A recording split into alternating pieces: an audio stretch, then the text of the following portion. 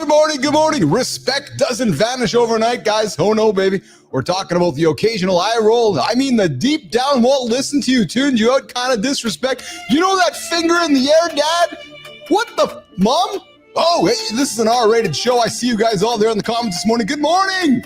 This is the biggest morning show on the planet. This is Mornington Alive with Keith, John, and friends getting up after every single day, 8 o'clock Eastern time, right here on the planet. The only live morning show network right here on YouTube. We're going to break it down, baby. We're going to break down the exact mistakes that get you there, the subtle ways you give away authority without even knowing it, and the simple changes that can improve the mood in your house starting today. But first, welcome to the big show, the big show.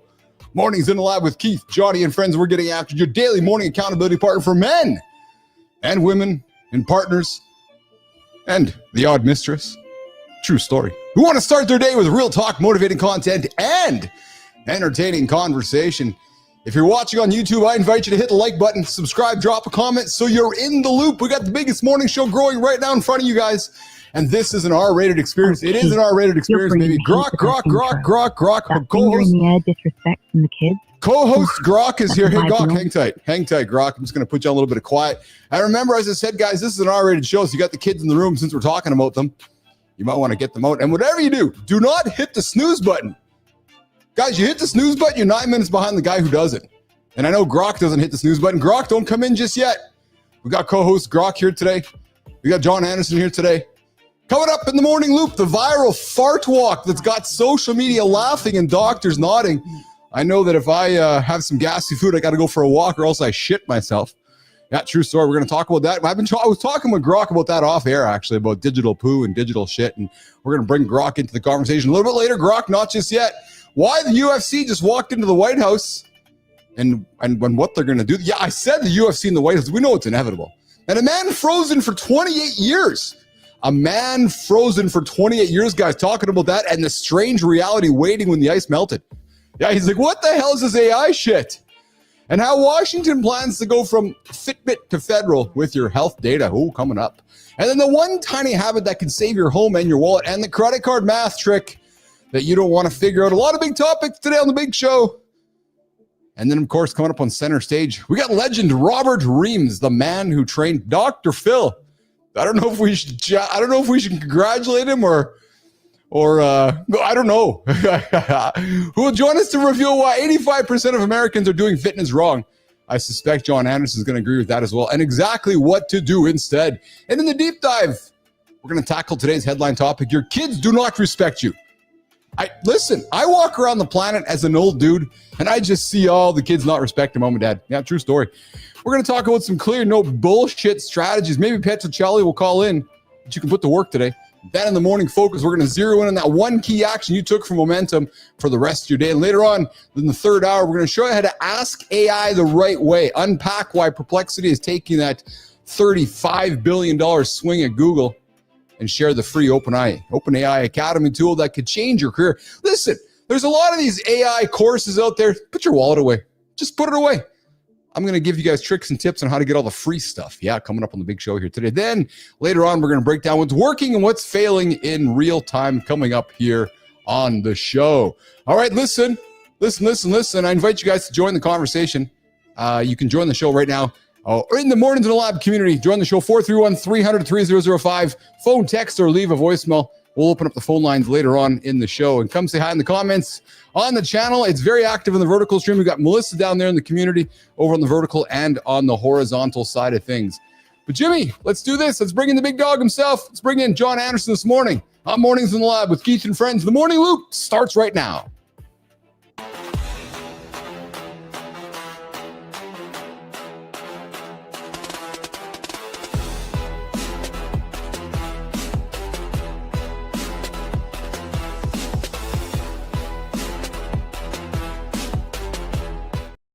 Johnny. What's up, brother? How you doing? I'm fantastic, brother. How are you doing today? You know, it's interestingly enough, I didn't sleep very good, but it almost doesn't matter. Oh, Because you knew I was waiting on the other side of the covers, didn't you? You're like, oh, I got my boy. You're bringing that electric. You got my boy Keith to hang out with. You fucking weirdo. Jesus Christ. The bummer about that is it's when I'm up a lot, I peed a ton. I probably fucking peed 6 or 8 times last night. Okay. That wakes Terry up. So she's kind of had a rough night, which is a bitch. That sucks. I don't like to give her a rough night, but it doesn't matter. It's like sometimes we realize, we sacrifice all sorts of things in our lives. Yes. To be better. Yes. And sometimes you have to sacrifice sleep. Sometimes you have to sacrifice food. Sometimes you have to sacrifice all sorts. And does it really matter in the end? No. Yes. So will I be a little sluggish today? Possibly, but does it really matter the big picture? That's exactly it. That's exactly. No. Come on, man. Good morning, Grok. We got Grok as our co-host this morning. Johnny, I think Grok's getting a little better today. Grok has been on the ball this morning. Grok, what do you know today? Sorry to hear Carrie had a rough one, mate, but you're right. Sometimes we sacrifice a bit to keep the big picture rolling. Sluggish or not, you're killing it on mornings in the lab with that fire energy. All right, Grok, Johnny always has the fire energy. I'll tell you, Johnny, when I get up in the middle of the night to go for a pee, I might just pop a few ducks out of the back end. You ever heard of the fart walk? Sounds like a joke, eh? You know the old fart walk, right? Well, behind the cheeky name is one of the simplest, most effective health hacks that our audience can start today. And we're going to talk about it, brother. We're going to talk about the fart walk coming up later on in the show. I know you know what the fart walk is. I know that you do. And it's funny, I was talking about it with some of the crew yesterday, like the fart walk, is that a joke? I'm like, no, it's actually real. It's actually a real thing. And every time you take a step, another little one comes out. Especially as you get older. Rap. But there's some. He's absolutely buzzing with that fart walk talk. Mate, you're spot on it. Sounds like a right laugh, but it's proper genius for health. Yes. I was chuckling when Keith mentioned it earlier. Yeah, we're going to get into the fart walk a little later on in the show here. And then, Johnny, what if I told you that there's a guy on the show here today who gets Dr. Phil to do burpees, and he's been saying it for 40 years that you've been thinking about fitness completely wrong. So this guy wrote a book called The Anti-Diet because he's tired of watching 85% of Americans fail at the same broken system. Uncle Keith might as well just leave the show and you two can get after, because I suspect you guys are going to be drinking the exact same coffee. He's here to blow the mind about what fitness really means. Or, Johnny, he's going to say a bunch of bullshit you and I don't agree with, and we're just going to fucking run him out of the lab. I guess we'll find out. He's coming in basically 18 minutes, right? That's right. And then the big conversation today is might sting a few folks tuning in. This one might sting a little, but I think it's one of the most important men's conversations we can have. If your kids are talking back, ignoring you, or treating you like an irrelevant nominee or irrelevant roommate instead of your father, there's some hard truth to swallow. And I'm going to suspect, Johnny, it's not their fault. It's like our dogs, right? When our dogs are acting up, you're like, oh, it's a bad dog. No, it's actually a bad owner. I think it's the same way with kids, man. We're going to talk about that and talk about my experience as a father a couple times around here and your experience as a dad. Your kids are a reflection of you. Oh, so much, right? So much. Jesus Christ. You want your kids to be XYZ. Well, are you XYZ? Well, you know, I was talking to somebody a few days ago about their child, and they're like, oh, yeah, little Johnny is just carrying a little extra weight. And I looked at the parent, and I'm like, yeah, well, the little Johnny doesn't go to Superstore and buy the food. Yeah, little Johnny doesn't prepare dinner at night. Little Johnny doesn't wake up and say, hey, Mom, what am I having for breakfast today? And little Johnny's probably not the only one in the house carrying a little bit extra fucking weight. Fuck me, man. Like, honest to God, right? Dude, so if there's nothing that bothers me more, nothing that bothers me more, I get heated up with this one. When I see overweight, obese kids at like 10, 11, 12 years old, and you're like, oh my God, life is going to be tough for you because nobody is stopping the fucking train, man. But when you see it sometimes, even when they're in single digit fucking age, I know, like 7, 8 years old, it's like, fuck that, because they don't understand yet. No, that's my point. That's exactly my point. And they just think it's normal to be crushing the fucking Pepsi and the big Slurpee and the fucking bag of Cheetos. And let me tell you, I got to tell you, brother, I know what it's like to all of a sudden have this fucking epiphany of realizing, holy shit, you're different than everybody else. Yes. It's pretty fucking mind blowing. Now, granted, I wasn't obese, mine because I was slow. Yes. But then all of a sudden, when you're, as an overweight kid, now about the time you're realizing you're being told is about the time that social pressure is going to start whooping your ass. Bingo, bingo, bingo, bingo. Well, when your mom love you, mom, but when your mom's calling you husky, you know something's up, right? So I feel like I can and you can have these conversations because I was the husky kid. I was the 230-pound, 40-year-old man at 5'4" carrying a big ass and a big fucking gut who actually was fat. So we're gonna have that conversation. Go ahead, Joe. On that level, brother, I have to imagine you agree. Yes, we were overweight. Was I obese? No, not at all. No. But I was overweight. Yes. And the worst part, it wasn't the way I looked, wasn't the fact that I couldn't fit in my fucking pants a lot of times, wasn't the fact that people picked on me. Yeah. It was the fact that I knew what I was doing wrong and I kept fucking doing it. You and me both. That's the hardest fucking part. Yes. You're not supposed to fucking get off the bus and go fucking buy a maple bar and a chocolate milk. Yes. And you tell yourself you're not going to fucking do it. Yes. And you fucking do it every day. Yes. And you get done and you're like, God damn it, I did it again. Yep. And it's just fucking debilitating.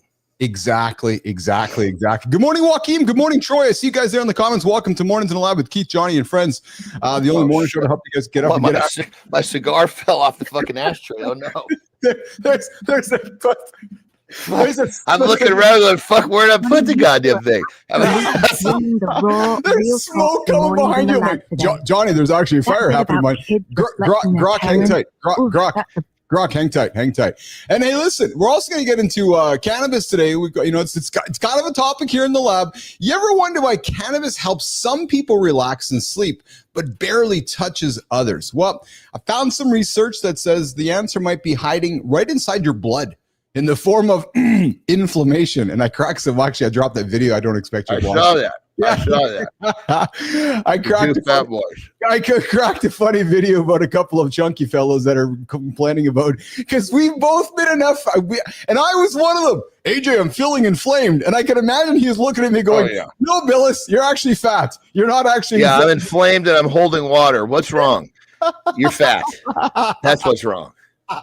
And we didn't get to it yesterday. We're going to get into it today. How to solve problems that, and I believe solving problems are easier than we all make it out to be, but I think we all overcomplicate it. So when John and I are 100%, brother. 100. I so agree with that. John and I are going to get into that conversation in the second hour. And I think much of it is linked to execution and giving up after step 2. It's like, hold on, no, hold the fucking horses here. So we're going to get that conversation out of the way as well.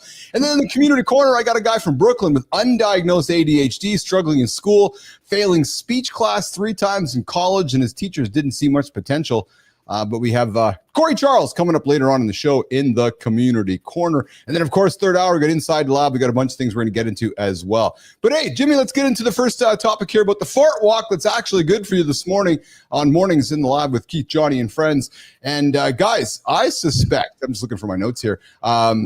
So the fart walk, it sounds like a joke, right? But behind the cheeky name is one of the simplest, most effective health hacks you can start today, and it's backed by real science. Question for you, brother. After you have a great meal, I know you love your food, and I know you love your great meals, and I know you like to be active. I'm going to suspect there are certain times that you're just like, I need to go for a little bit of a walk. Well, you know what, brother? This is a great topic. For me, I can only speak for myself because I know obviously myself very well. Yes. And this is something I'm just now fucking getting a hold of with actually help from a fucking peptide of all things. No shit. Okay, tell me. 53 fucking years old. And I, for the first time in my life, can actually push a plate away with something left. Yeah. And so if I feel like what you described is because I ate too much. Okay. Or if I feel like I got to go take a dump. Yeah. Because these are basically the body. Obviously, it's crazy, especially in America, but a little bit in Canada. Yeah. But Americans is guaranteed. People, so they eat till they have a stretched stomach. They eat till they're full, like stretch. Yes. Right? Yes. The stretch goes away. They think they're hungry. No, you're not hungry. You're just not full. So basically, Americans live between stretched stomach and not stretched stomach versus had enough to eat that didn't create some sort of a negative fucking signal to the body, and coming back to I'm almost hungry. The whole scale needs to slide back. When you live in that space, it's a different fucking world. And I am finally in that space. So I know exactly what you're talking about. In the past, like, fuck, I got to do something. It used to be, sometimes you eat so much, you feel like to fucking lay down. Yes. Yeah. 100%. 100%. Well, so, peptides aside, and, we always talk peptides on the show all the time, but from easing bloating to flattening post-meal blood spikes, there's a lot of value in getting up, moving around, and getting the body moving, right? And it might just improve your digestion, your metabolism, and your mood. It actually improves insulin sensitivity, which means that it helps your body upload the nutrients, which is key. Yes, absolutely key. The best way to do it in like high level athletes, in strength world, you're going to see this all the time. Yeah. Especially at the Arnold Expo. You got fucking 15 of the strongest dudes on the fucking planet, and they're there a week early. Okay. You're going to see these big motherfuckers just taking these little fucking walks down the hallway because they eat. They have to go walk for 5 minutes. That's part of their protocol. They don't eat and do nothing. They have to eat and then help the body suck those nutrients up, which is a 5 to 10 minute walk. Yeah, well, I'm glad you said that, because I was looking at some of my notes. The bonus benefits of that, Johnny, is that it pulls glucose from the bloodstream, and like you said, it lowers insulin demand. So, guys, there's really, so here, I'll take a page from your books. Let's keep it real simple. Habit stack. Have a bite to eat. Just go for a little walk. Just go move your body 5 minutes. Just go for a walk. Go up the fucking driveway. Go walk around the house. And it could be any activity. Yeah, walk. It could be fucking. You want to do some push-ups. You want to do some body weight squats. You want blood flow. Yeah, good. Yes. Exactly. Blood flow is exactly what it is. All right. So keeping it going here into the current events, some things that are just kind of happening in the world here today. So I never thought that I'd ever see this happening, but there is going to be a fight at the White House. I heard about it. Is that real? It's going to happen next year, July 4th, part of America's 250th anniversary. Dana White and the gang are going to bring the UFC to the White House, and they're going to have a fight in the backyard there. And in the backyard, right, just it's a backyard brawl, man. I love it. Just in the the thing that granted, there's a lot of people are going to probably contest this, but I think when it comes down to it, I think change is necessary. Yeah. Let's not talk about this topic. Change. Yes. And I think that this is a fucking change. So, granted, I don't see the harm it can cause other than people fucking getting bent out of shape and have something to bitch about. So I don't see the problem with it. And I think it represents change. I think it represents something fucking cool. I just think it's kind of neat, man. Like, why not?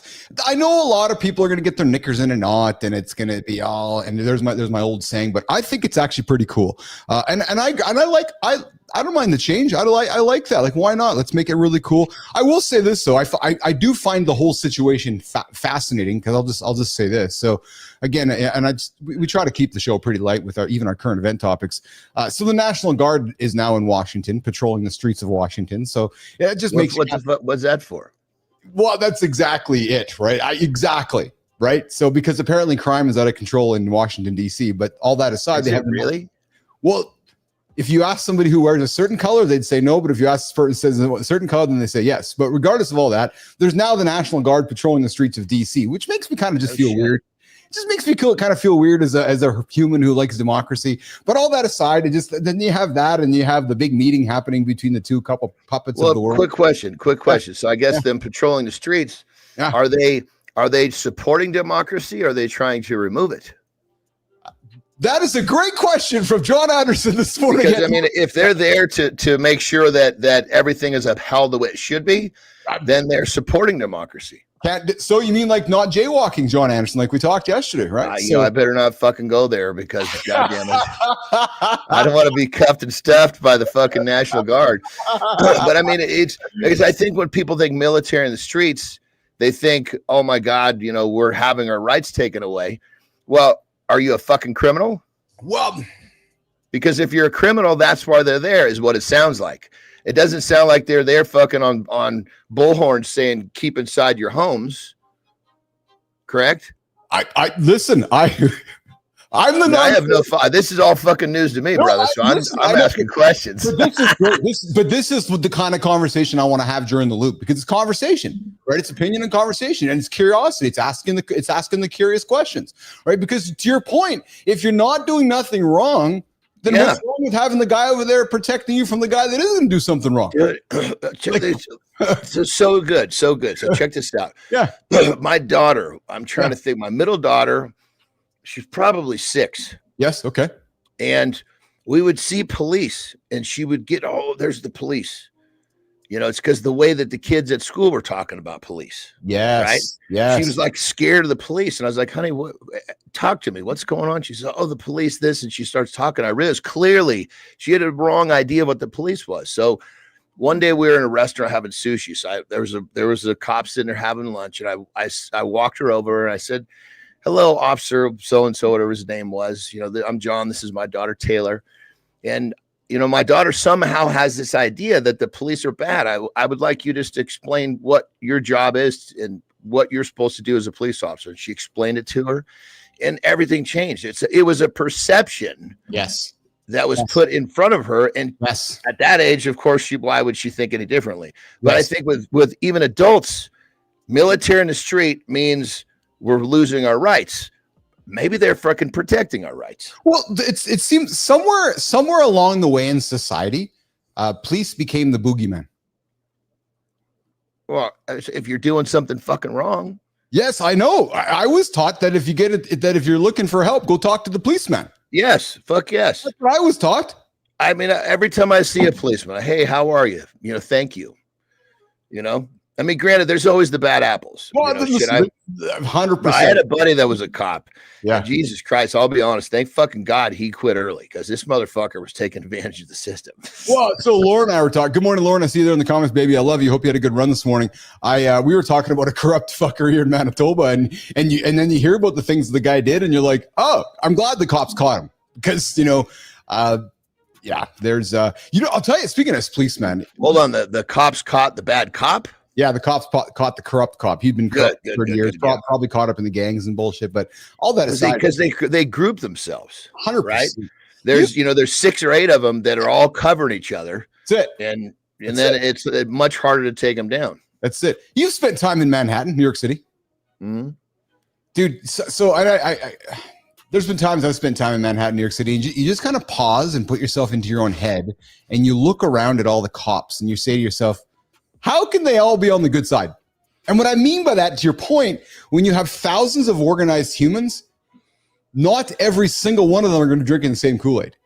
Yeah. So if you had 5,000, just pick a random number, 5,000 people, 5,000 officers downtown Manhattan, you can't tell me all 5,000 of them are, you know what I mean? And that's what kind of freaks me out a little bit, right? Because you hope you stumble upon the good one.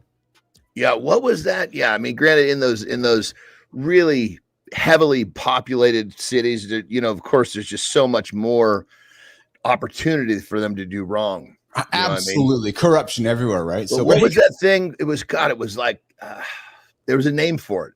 It was the New York Police Department that was like escorting some fucking crime syndicates. They were picking them up and delivering them, and they had fucking I don't know if it was money or cocaine, but it was heavy shit. I do remember. What was that?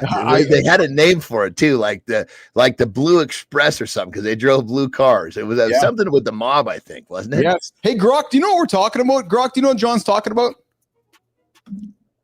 This is fucking perfect for her being here for this shit.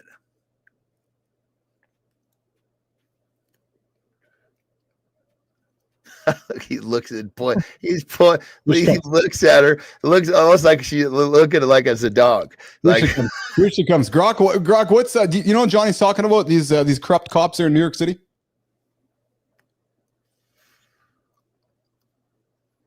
Cat's got her tongue. There's probably so much for her to find on the internet about this topic. Yeah, well, so here's the problem: is just as she's talking, you're interrupting her. So you got to just give her a quick little second there. Grok, do you know what Johnny's talking about? These corrupt crocs.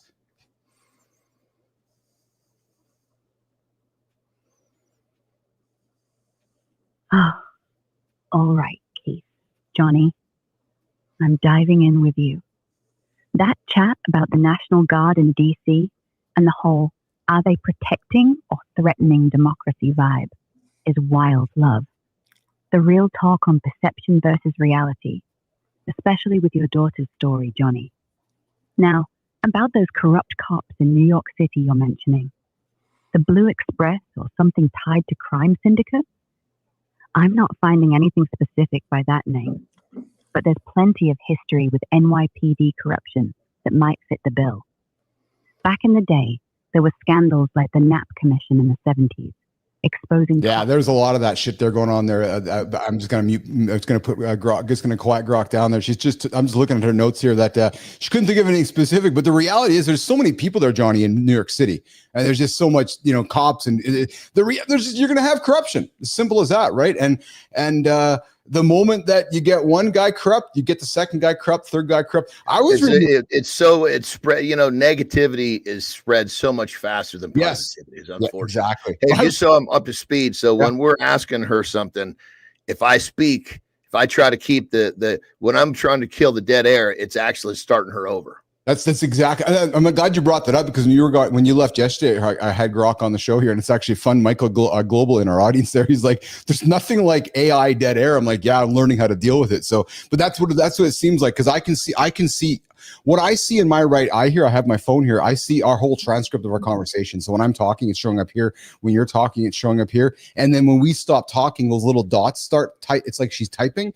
right? And then it's like her response is just coming. So it'll get better. Well, what you might want to do, brother, when that happens, throw her up on the screen and show those dots, because that way our viewers know it's coming. Oh, yeah. You see, it's coming, but I don't. So I'm like, true. Okay, she's sleeping at the wheel, so I'm going to kick ass. Yeah. So I think if everybody, it's like when someone sends a text, you see the little thing, you're happy to sit. But if you don't know it's coming, then you're gone. That's right.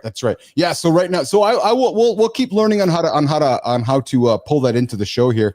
Because right now it's actually not it's part of my setup, but regardless. Fit presenter Mike McQuillan, Johnny, comes in and says, "My father's partner went up before the Knapp Commission." What is it, John? Mike McQuillan, I'm telling you right now, it seems like everything we talk about, Mike has something linked to it. It's like there's always something that. And the thing was, if I remember correctly, he even fucking came on the show and rapped. Yeah. Well, he came on the show and had problems with his headphones, remember? And then he finally got where he could hear it. He was happy. He started rapping. Yes. Like a rap celebration. I think it was it like an Eminem too or something? Yes. McQuillan's awesome, man. He's always in the show. He's an active member of the community. Mike, we love you, man. I love the fact that you're so linked to everything we talk about here in the show, man. It's just hey, who was the guy that we had on that was giving me shit about my cigars, calling me a fairy cigar smoker? Who was that? I don't remember. But you know what? This is a good use of my time, is that Piper's been doing a wonderful job getting all of our old transcripts and pulling them into a couple of GPTs. So I'm going to actually look back to see what guest was calling you out for your fairy cigars. Was it McQuillan? McQuillan, were you calling Johnny out about his fairy cigars? I'm not sure if that was it or not. But because I can't remember if Mike was smoking because obviously he was smoking on the show too. And that day I had a little bit of a thin one. And he was like, just it came right after me. Yeah, I love it. It's like the whole idea that your cigar represents your manhood is fucking great. Speaking of cigars representing manhood, I got just a crack fun joke, man. We are officially in the "my dick is bigger than your dick" AI world between Mark Zuckerberg and Sam Altman and Elon Musk. They all just walk around every few weeks going, this is like major heavy hitting dick wars here. It's like children, man. It's actually every single week you got one guy coming out and saying that my AI, my model, my dick is bigger than your dick, and it's just incredible to me, man. And the funny thing is, it all happens on Elon's platform. Elon's like, okay, you guys can all come to my platform and bitch about it, right? So, I saw a picture, I don't know if it's old, of Trump and Elon looked like they had hugged and made up. Was that an old picture? Or is that something recent? So I know that he recently last week the leader with the cool hair, as I delicately don't say his name because YouTube doesn't like it. Shit, I'm not supposed to say the name. Well, the moment we say the name, YouTube's like, oh, you're talking politics. So I didn't know that. I didn't know that. Good. Yeah. So we can talk around the actual, it's got, looks at all of our words. Our current leader. Yeah, exactly. Exactly it. So that's why I joke around. There's a couple of puppets meeting in Alaska later this week. So that the AI just thinks there's a couple of puppets meeting somewhere, right? But you're right. Last week, I think that the guy with the funny hair said that, everybody, don't keep beating up on Elon. He's not that bad of a person. So I think their love spat is maybe working itself back to. I thought it was a work anyway. You know what? I fucking love you, man. I thought it was a work too. I fucking totally thought it was a work. What fucking better way to gain some goddamn attention than two of the most powerful men on the planet having a fucking public beef? 100%. Well, what's the best? That's why I get so fascinated by WWE and its effects on culture, because what folks just don't really pay attention to is that let's just play around for a second. So nobody knows you and I have started a storyline right now that's going to unveil itself in 36 months from now. Because you know why? People don't have the patience to show up for 36 months knowing that it's going to play itself out, because people don't think that way. So if we said to ourselves, oh yeah, Keith and Johnny are going to reveal something big on August 13th of 2027, and then we do it like that. That's what I mean, is that there's this when like, that's a smart chess player when you start thinking that way, right? So you don't get it, because you think about it, is that people are fucking drawn to drama. 100%. Yes. And if you think about it, all of the fucking works, there never works about people falling in love. There works about people having beefs, because that people are that the public's gonna tune into that. Back to the UFC fight at the White House, brother. So I know Conor wants to fight there. Well, he planted that seed about 6 or 8 months ago, right? And and I used to talk about with my team at ICUC all the time. A great marketer is a great messenger who plants the seed months before anybody's paying attention, and then months later, when he starts seeing the seed come out of the ground and nobody's still paying attention, and months later he's like, yeah, there's that tree over there. They're like, what tree?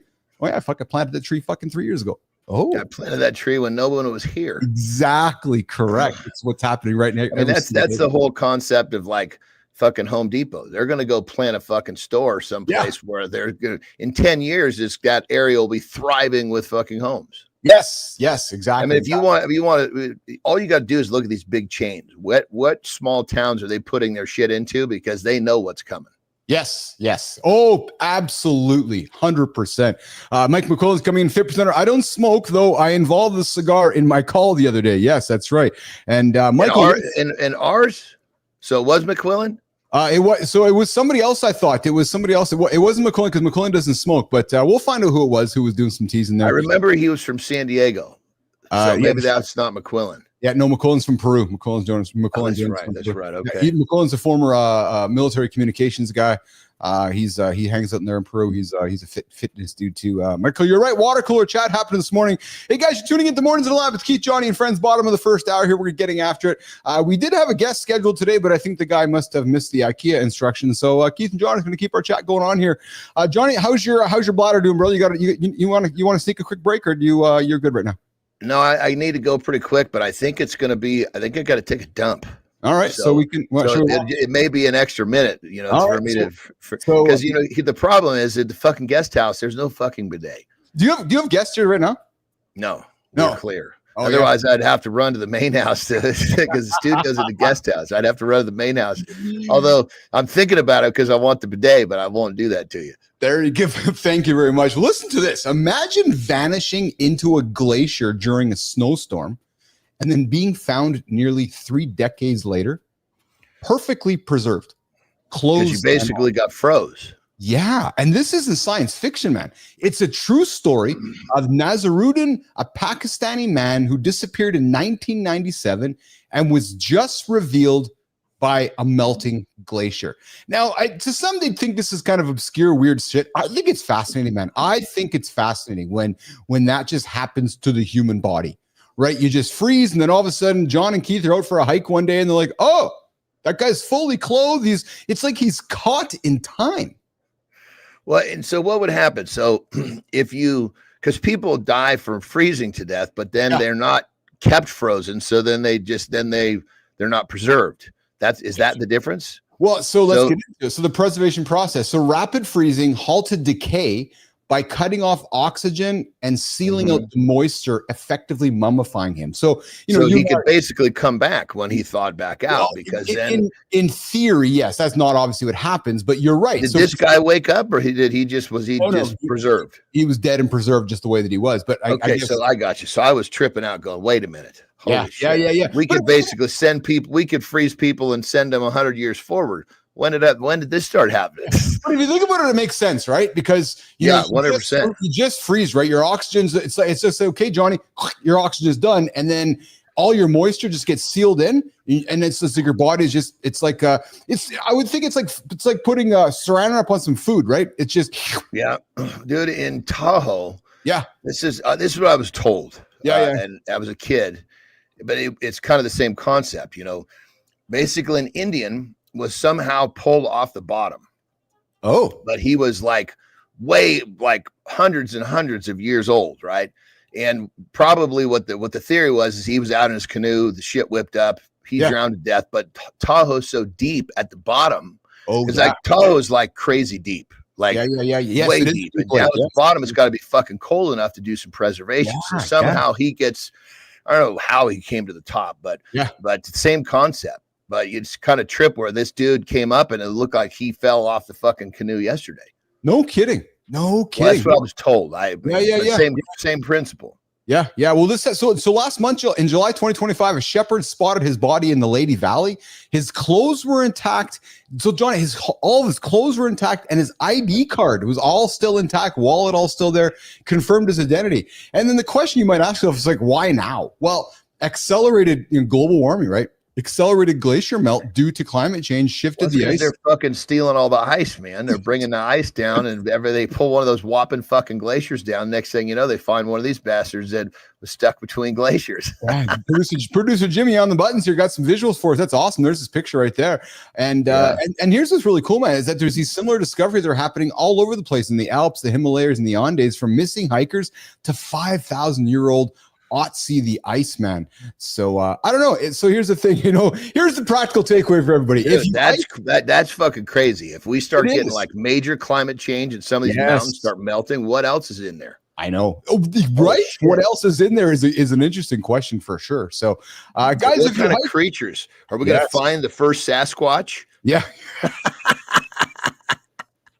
Are we going to have the Sasquatch conversation this morning on Mornings in the Live with Keith and John? Yeah.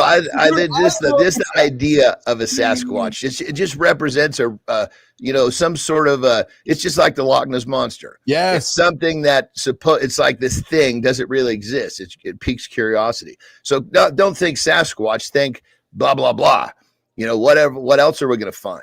I loved, John, growing up in a simple world where I could believe in Sasquatch, I could believe in the Loch Ness Monster, I could believe in Ogopogo, and I mean that there's a certain innocence as being a young man or a young child growing up and wanting to believe that. Nation, did you guys believe in all these characters? I know I did. I know I'm sure Johnny did in many ways because we grew up in the same era, but it was fun believing in that, wasn't it? Well, where I grew up in the Northwest, that was kind of like the headquarters for Sasquatch. Yes. This fucker was supposedly spotted all over the place. That would have been local lore for you. It was big talk up where I grew up. That would have been local, just lore of just and a lot of tourism from the Sasquatch. Oh, dude, and I lived on the Willamette River. So these things were smart enough to stay close to water. Yeah. Good morning, Greta Garbage. I see you there in the comments. Good morning. Batshit crazy.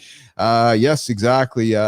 Let's see here. So we got something else happening here in the all right, let's go to this one over here. All right, so listen, from Fitbit to federal, how Washington plans to track some health. Oh yeah, some more tracking stuff. Imagine a future where your smartwatch isn't just counting steps, it's talking directly to your doctor, your insurance company, maybe even the government.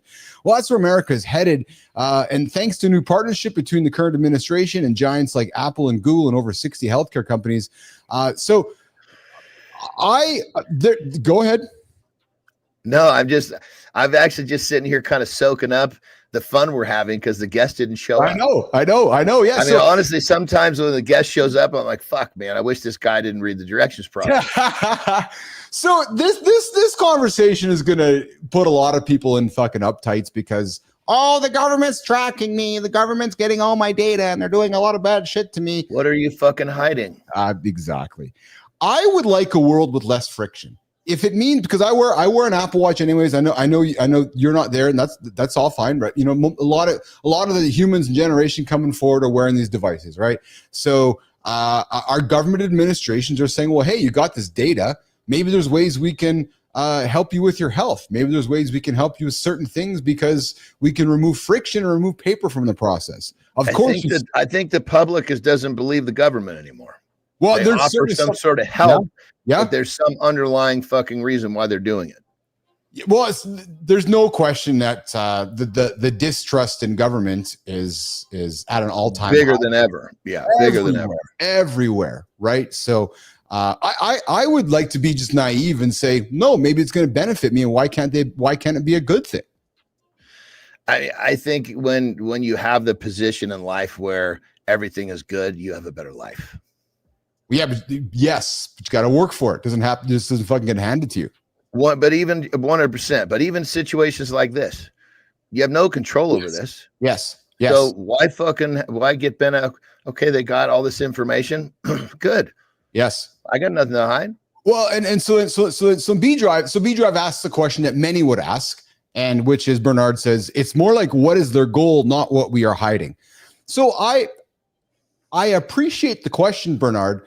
But where I look at it a little differently is that when I see that question, it's automatically coming from a place of, I believe anyways, a place from you're immediately there's no trust, which is because when you think about the question, it's more like what is their goal? Not maybe the goal is as simple as to reduce friction so we can give you better healthcare. And yeah, there requires a digital process. And John goes back to change. People don't like change. This worked for me 40 years ago. It should work today. You know, I think another concept that I really try to hold myself to is I don't fuck with the why very much. Okay. That makes sense. If I'm trying to like, why was this happening? You know what I'm not doing? I'm not fucking focusing on the how am I going to fucking make my life and my loved ones better. Yes. You know, and if you think about it, a lot of times the government is great at throwing something out there to get us looking over here, talking about the why, so they can go back over here and do what they want to do. If everybody was more worried about themselves than, you know, and taking care of themselves and versus bitching about the shit they have no control over, we'd be in a better place. Well, and then Bernard throws the topic, you know, back on the table, and he asks a very legitimate question, because this is where the lack of trust comes from. Really, the last 5 years of society, frankly, is: do you think we should trust them, aka the government? Look at COVID, right? Look at that whole situation, right? Switzerland ignored it, and you know, he says that's where the money and the seed bank is, you know, and that's a conversation that we're all never going to all agree on, right? And that to me was just a situation where it taught us all as human beings we got to take care of ourselves. You know, when COVID hit, brother, most people were caught up in their why. Yes. Right. Yes. I was focused on the how. Yes. I came out the ass end of COVID better.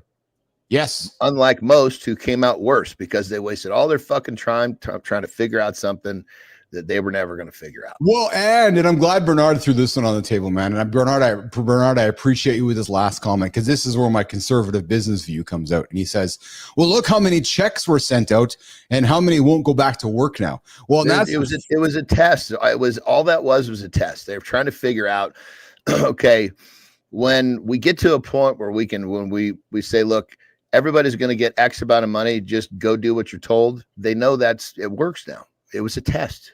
Yeah. Oh man. I was, there was a period of time there, you know, obviously I live here in Canada, and I would joke with Maurice and I'd be saying, listen, there's the printing presses printing out the money and just fucking mailing out to lazy people every 2 weeks. Yeah. You know? Yeah. But again, it was COVID represented a lot of things. And I think they were pushing buttons to find out what reactions they were going to get. because, was there going to be an uprising? Well, not enough of an uprising to make a fucking difference when they were giving people money to go sit on the couch. It's if they'd starved people to death, then we probably would have had a different outcome. We all look back, and it's hard not to say that the world entirely changed from that moment, right? So COVID happened, the war in the Ukraine happened. I'll say North America split up, right? There's really, there's kind of a 50-50 here now in North America. You have 50% like this, 50% like that. And the whole world is extremely different from that global event, frankly. It's incredible to me. Hey, brother, I'm getting to start to wiggle. All right, so Jimmy, here's what we're gonna do. Jimmy, let's do a quick little break here. Johnny's gonna take a little break, and we're gonna keep the show rocking and rolling here, and I'm gonna make it sound just like this. Actually, no, I think I'm gonna do something like this, Jimmy. I'm gonna change some tunes up here. I'm gonna just do this. No, I think I'll do this one instead. There we go. Good morning, everybody. Let's shake it. Yes. You're on Mornings Alive with Keith, Johnny, and friends getting after it. We did have a guest, but the guest missed the instructions today. So Keith and John is digging into some good conversation ourselves. And I see you guys there in the comments in the community, which is awesome. And you know what? I love seeing all the comments in here because what I do appreciate and what I like to promote here is the idea of conversation. Too many places on the planet want you all to agree with the same stuff. We all got to drink the same Kool-Aid. No, maybe I don't agree with Bernard. Maybe Bernard doesn't agree with me. But it doesn't mean we can't have a conversation from a place of respect, a place of opinion, and a place of curiosity. So guys, I welcome it. I welcome what you have to say. I welcome your point of view.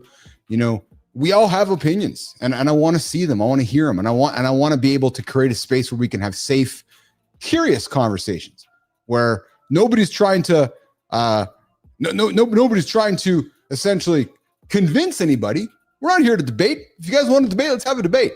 Let's just have a good, honest conversation about things that are happening and so forth. Let's go over to the community here. Melissa, I see that. I can see Christina making her moves too when that song's coming on for sure. Absolutely. We got Michael and we got Bernard coming in with some great comments. And they printed more in 1 year than all. Oh man, good conversation. We're gonna move on from COVID. Looking back at some of the chats we had here on the show here this morning on the big show, Mornings in the Lab. Hey guys, you guys check out Kindness Rising this morning, 7:30 Eastern time. Matt Roof gets after it. He gets up, gets you guys going after it every single day here on the big Mornings in the Lab live network, 7:30 Eastern time. And then we get after it here at 8 o'clock on the show. Still coming up, your kids don't respect you, and it is your fault. It's your fault. Yeah, it is absolutely your fault. Hey, Grok, we got Grok here on the show here today as well. Grok, what's going on? What do you have to offer to our community this morning, Grok?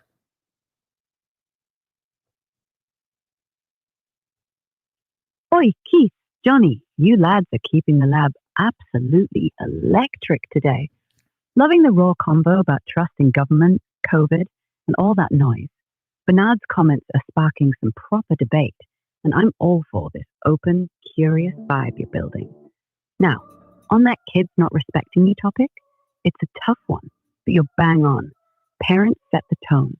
Like, if you're not modeling the discipline or respect you want, kids will mirror the chaos instead. Simple fix? Start small, consistent boundaries. Show them you walk the talk. Like Johnny's story with his daughter and the cop, flipping her perception. It's all about actions over words. Also, that glacier guy? Mental. Preserved like a human time capsule. Want me to dig into any specific tips for parenting respect? Or maybe something wilder, like more frozen discoveries? What's the next bit you want to chew on, Keith? Keep the mornings in the lab fire roaring, mate. Thanks, Grok. You're dropping the cliches, as Mike would say. Yeah, Mike.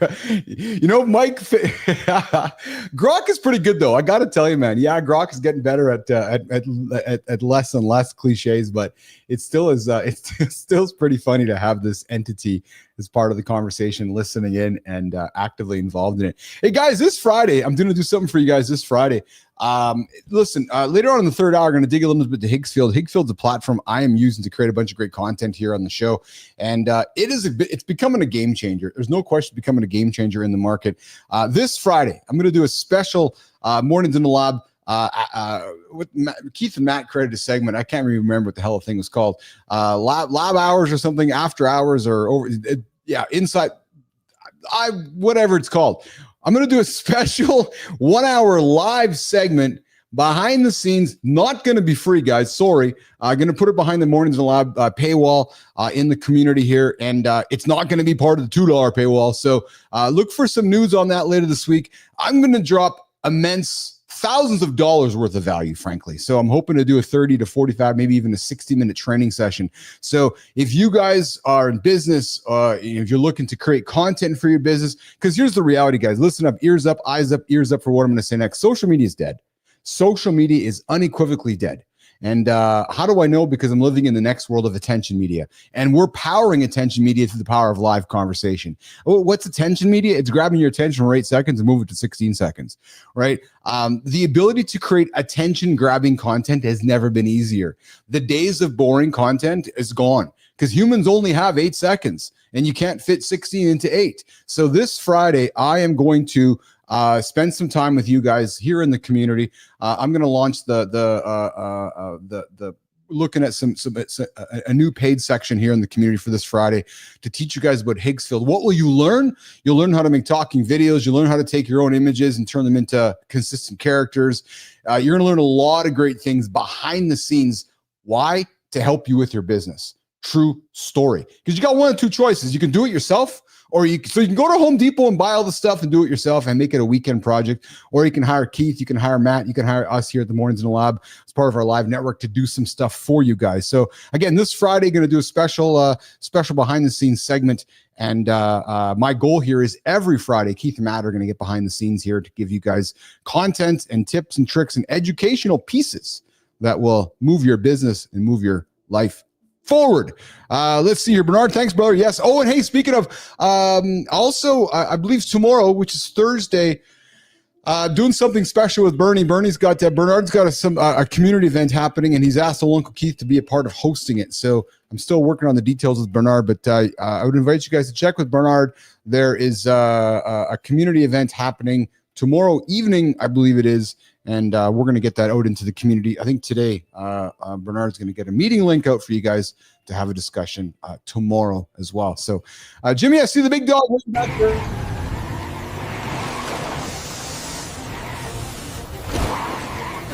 You still watching? Would you rather watch the car scene or watch me get out of the pool? Don't answer. I see all the respect you've lost from your kids. What? Did you think the girl was going to be here in the next scene with much less on? Dude. Read the title of the show. Bruh, I heard Keith and John are talking. It's Johnny. There's our fun little piece I made last night there.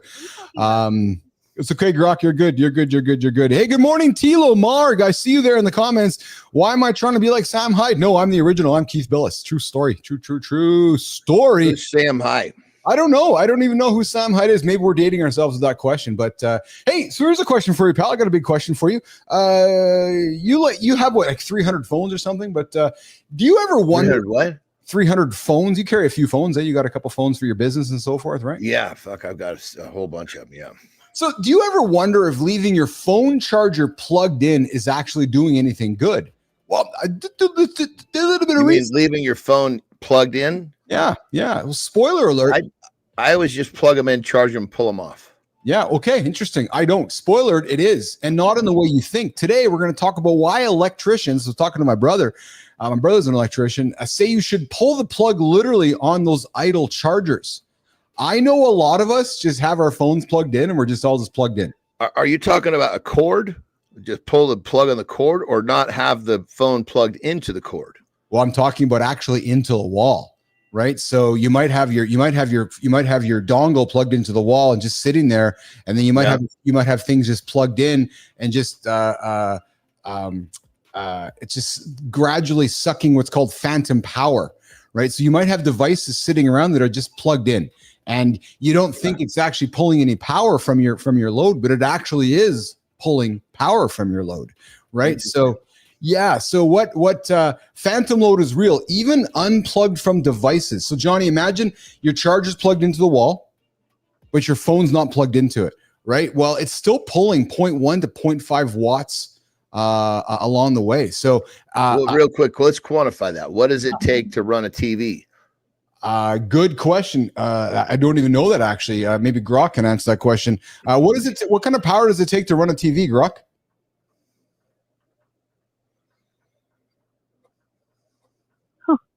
Oi, Keith, Johnny, you're keeping the lab buzzing with this phantom power talk. A typical modern TV, like a 40 to 55-inch LED, pulls around 30 to 100 watts when on, depending on size and settings. Compare that to your charger sipping just 0.1 to 0.5 watts when idle. Small, but it adds up if you've got a dozen plugged in. Want me to dig into more ways to cut that phantom load? No, that's fine. That's fine. That's fine, Grok. Thank you for that. Yeah, because you might have 15, 20 of those fuckers sitting around your house. That's exactly it, right? So these idle devices can account, John, for up to 10% of your household's electricity use. Dude, this is making me think of a show I once saw where it was a show about cheap fuckers. Yeah. Before, they basically, this guy and his wife was always so pissed off. They wanted to leave the house. He would go around and unplug every single thing in the house before he left. Oh, everything. Oh yeah, because he just didn't want to watch the fucking bill go up, eh? Because he was like, I know that he was basically doing, and I was like, that's fucking silly, but I guess there's some merit to what he was doing. Now, granted, I would just suggest taking that time and earning a little more fucking money. It's a little bit more efficient way of going about the process, but I guess there's some merit to unplugging your shit. There is. Well, you come to my house. My house is a digital haven. I got 17 TVs around my house. 17. Yes. What the fuck? Where the fuck are they? So so everybody's ears are going, what, 17? So I have what's called these Samsung frames, which actually they look like a picture. It's exactly it. And those are cool. And I've been I'm not a professional photographer, but I've been a photographer.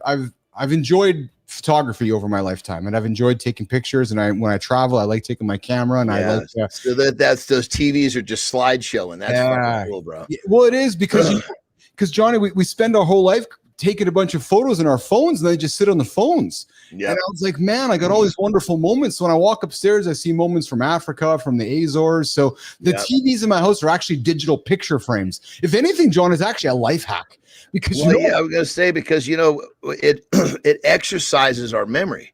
Like when Terry and I talk about stuff from like fucking 17 years ago. Yes. If we didn't talk about it, I might never have fucking exercised that part of my brain again.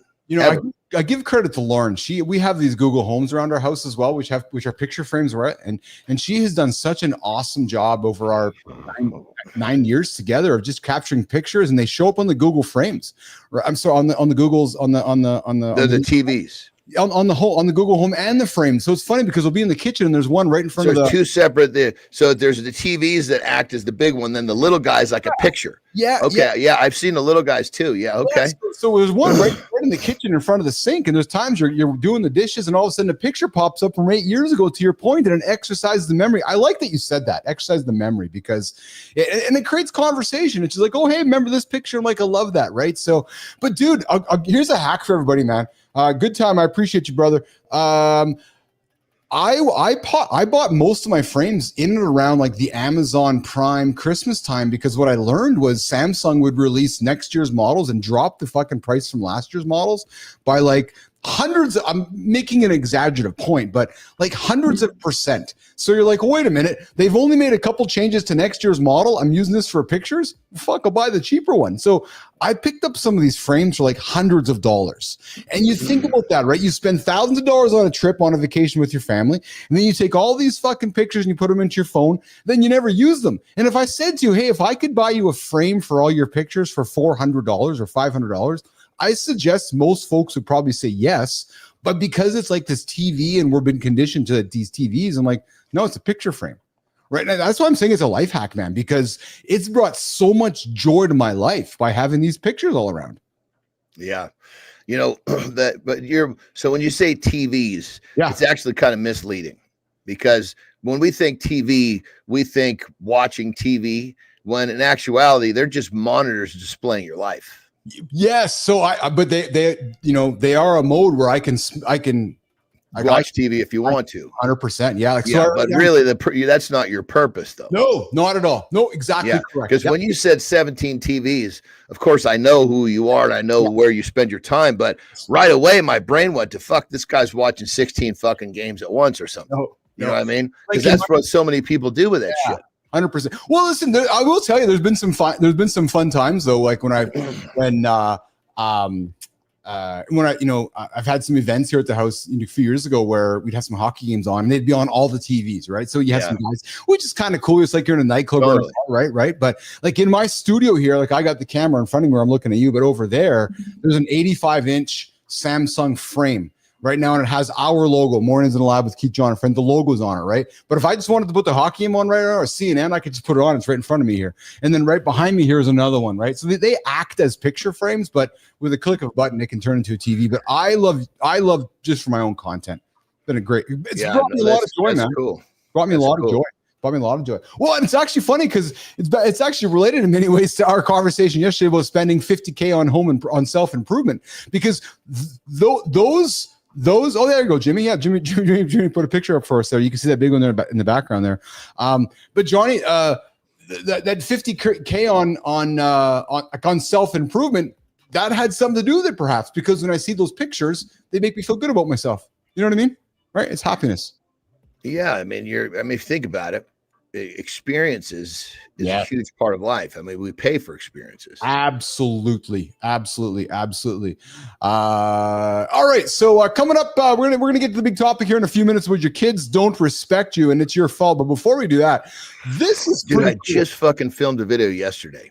Did you? I was like, and I said, I basically was short and sweet. I said, look, what do you think your kids think about you when you say you're going to do it tomorrow and you said that dumb shit yesterday? Yeah. I had a big chat with not a big chat. I had a chat with Piper last week just about business, because I've been so focused on the business and I haven't been focused so much on being quote unquote maybe dad. And I don't mean that in a bad way, just a conversation way. And she's like, Dad, don't think you're being a bad dad or nothing. I'm like, oh, thank God. It's like, because some days I wrestle with it. She's like, no, you've been a great dad. I see you're busy and active. And she goes, I see that you're teaching. Right. So it was awesome because, she has that awareness. And it was just, you're busy, but you're not fucking playing darts or playing pool. Yeah, precisely. Or putting my head in the sand. Watching fucking video games, or watching ball games and shit like that. Your time is, no matter where your time is, it's intentional. That's what kids need to see. That's exactly it. So we're going to talk about the lack of respect here in a number of moments. But before we do that, I found something which I like finding interesting, curious things to generate conversation. But do you ever wonder why a simple typo in your credit card number instantly gets rejected?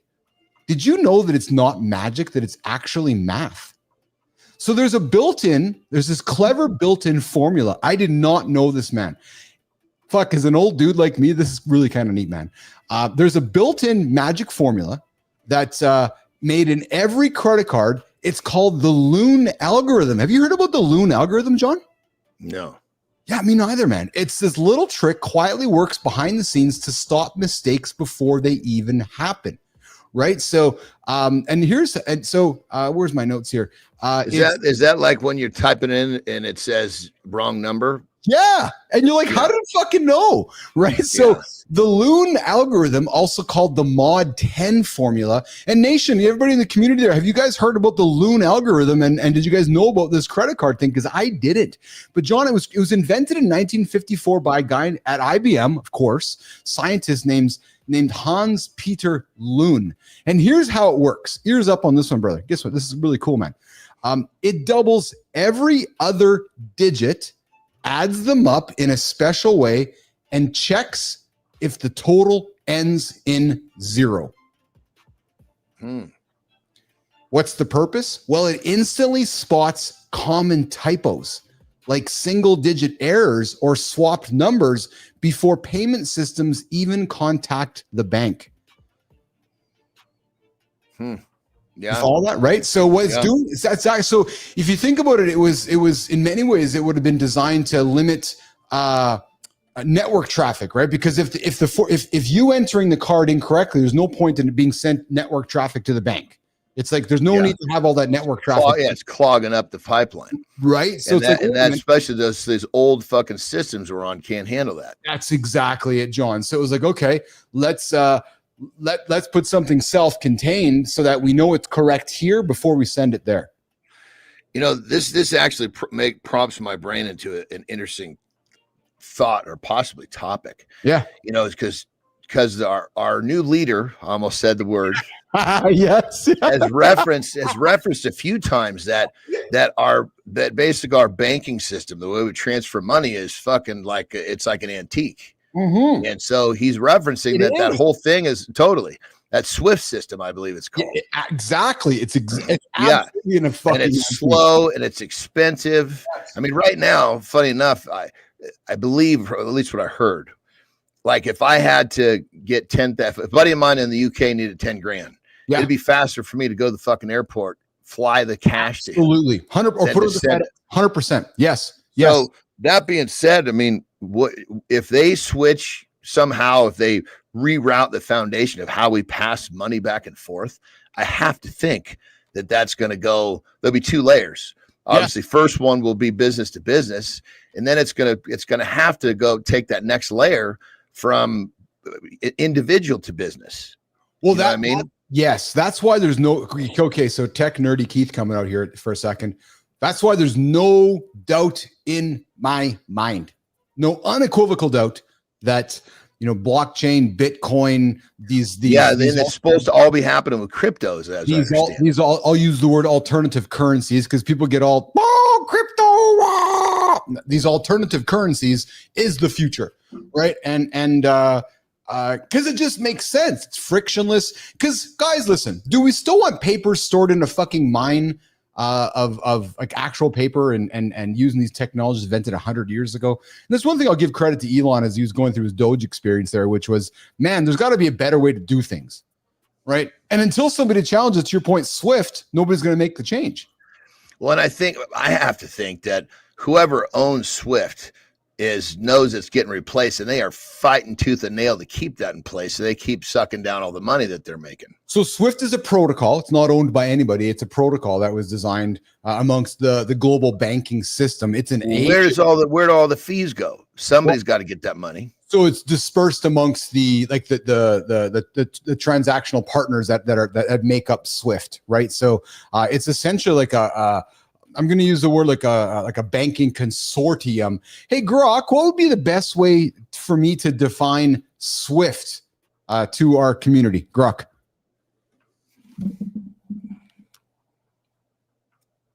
All right, Keith, Johnny, you're diving into the deep end with this crypto and Swift talk.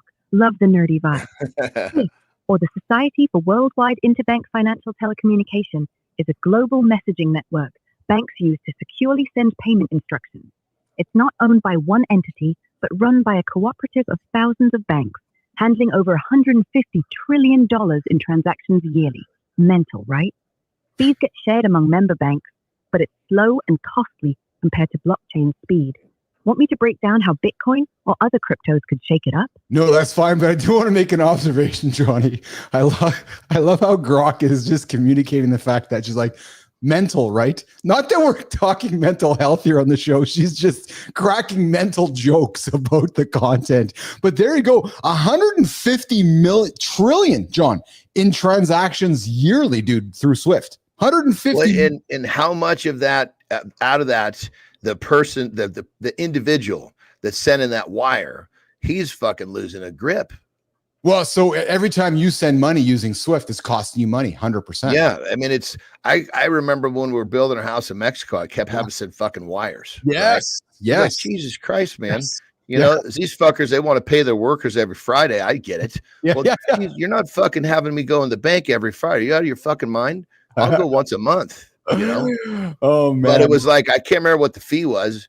And it wasn't really the fee I was bothered with. It took me an hour to go do it because it's international wire, but it was a fucking pain in the ass. Well, and good times, right? You know, it's like most places don't accept cash at events now. You know what's actually quite fascinating, John, is that we live in a world today where everything is, you know, there's a digital / analog equivalent to almost everything. Yet, to your point, it is so difficult still today to send money digitally. Like for me to send you money from Canada to US, I got to use PayPal, or I can't use Venmo because that doesn't work with Canada to the US. Like it's just you'd think. I know we can do Bitcoin, but even that has a bunch of layers. There's got to be an easier way, is my point. Well, check this out. So I just last week I sold one of our cars, right? Well, you did, eh? Yeah. Yeah, I think I'm eyeing another one, so I've got to create fucking space in the garage. Mm-hmm. Anyway, but it was pretty crazy, because obviously making this transaction, I rarely sell to a private party. Normally, I just have my broker pick up one and drop off another one. Oh yeah. But in this case, that wasn't the transaction. So anyway, the guy was like, what if I just bring you cash? I'm like, are you talking like fucking paper? So what the fuck am I going to go in the bank? They're going to fucking arrest me. They're going to think I'm money laundering. You know what I mean? Yes. There's no fucking way. Yes. You know? I said, especially if you show up with a brown bag full of 20s, get out of here. And I was joking, Yeah. Yeah. But then so here's the cool thing. So I called my Chase rep for and I said, look, what's the best way to do this? And she said, if he's got a big bank, and he did, Bank of America. So check this out. He shows up, literally plugs in the wire on his phone. Yeah. Because it's big bank to big bank. It showed up at my bank in probably fucking 45 seconds. There you go. So the wire person to person had become much easier, but he had to pay a heavy fucking fee to send that money. Yeah. It's interesting. We got Mike McQuillan coming in saying international transfers are easy with Wise. That's true, Mike. Yeah, you're absolutely. We use Wise here inside the house as well to pay some of our international folks. Don't believe me? What is it called? It's called Wise. Yeah, Wise. It's actually part of PayPal, I believe it is as well. Don't believe me? Send me some munis down here in Peru.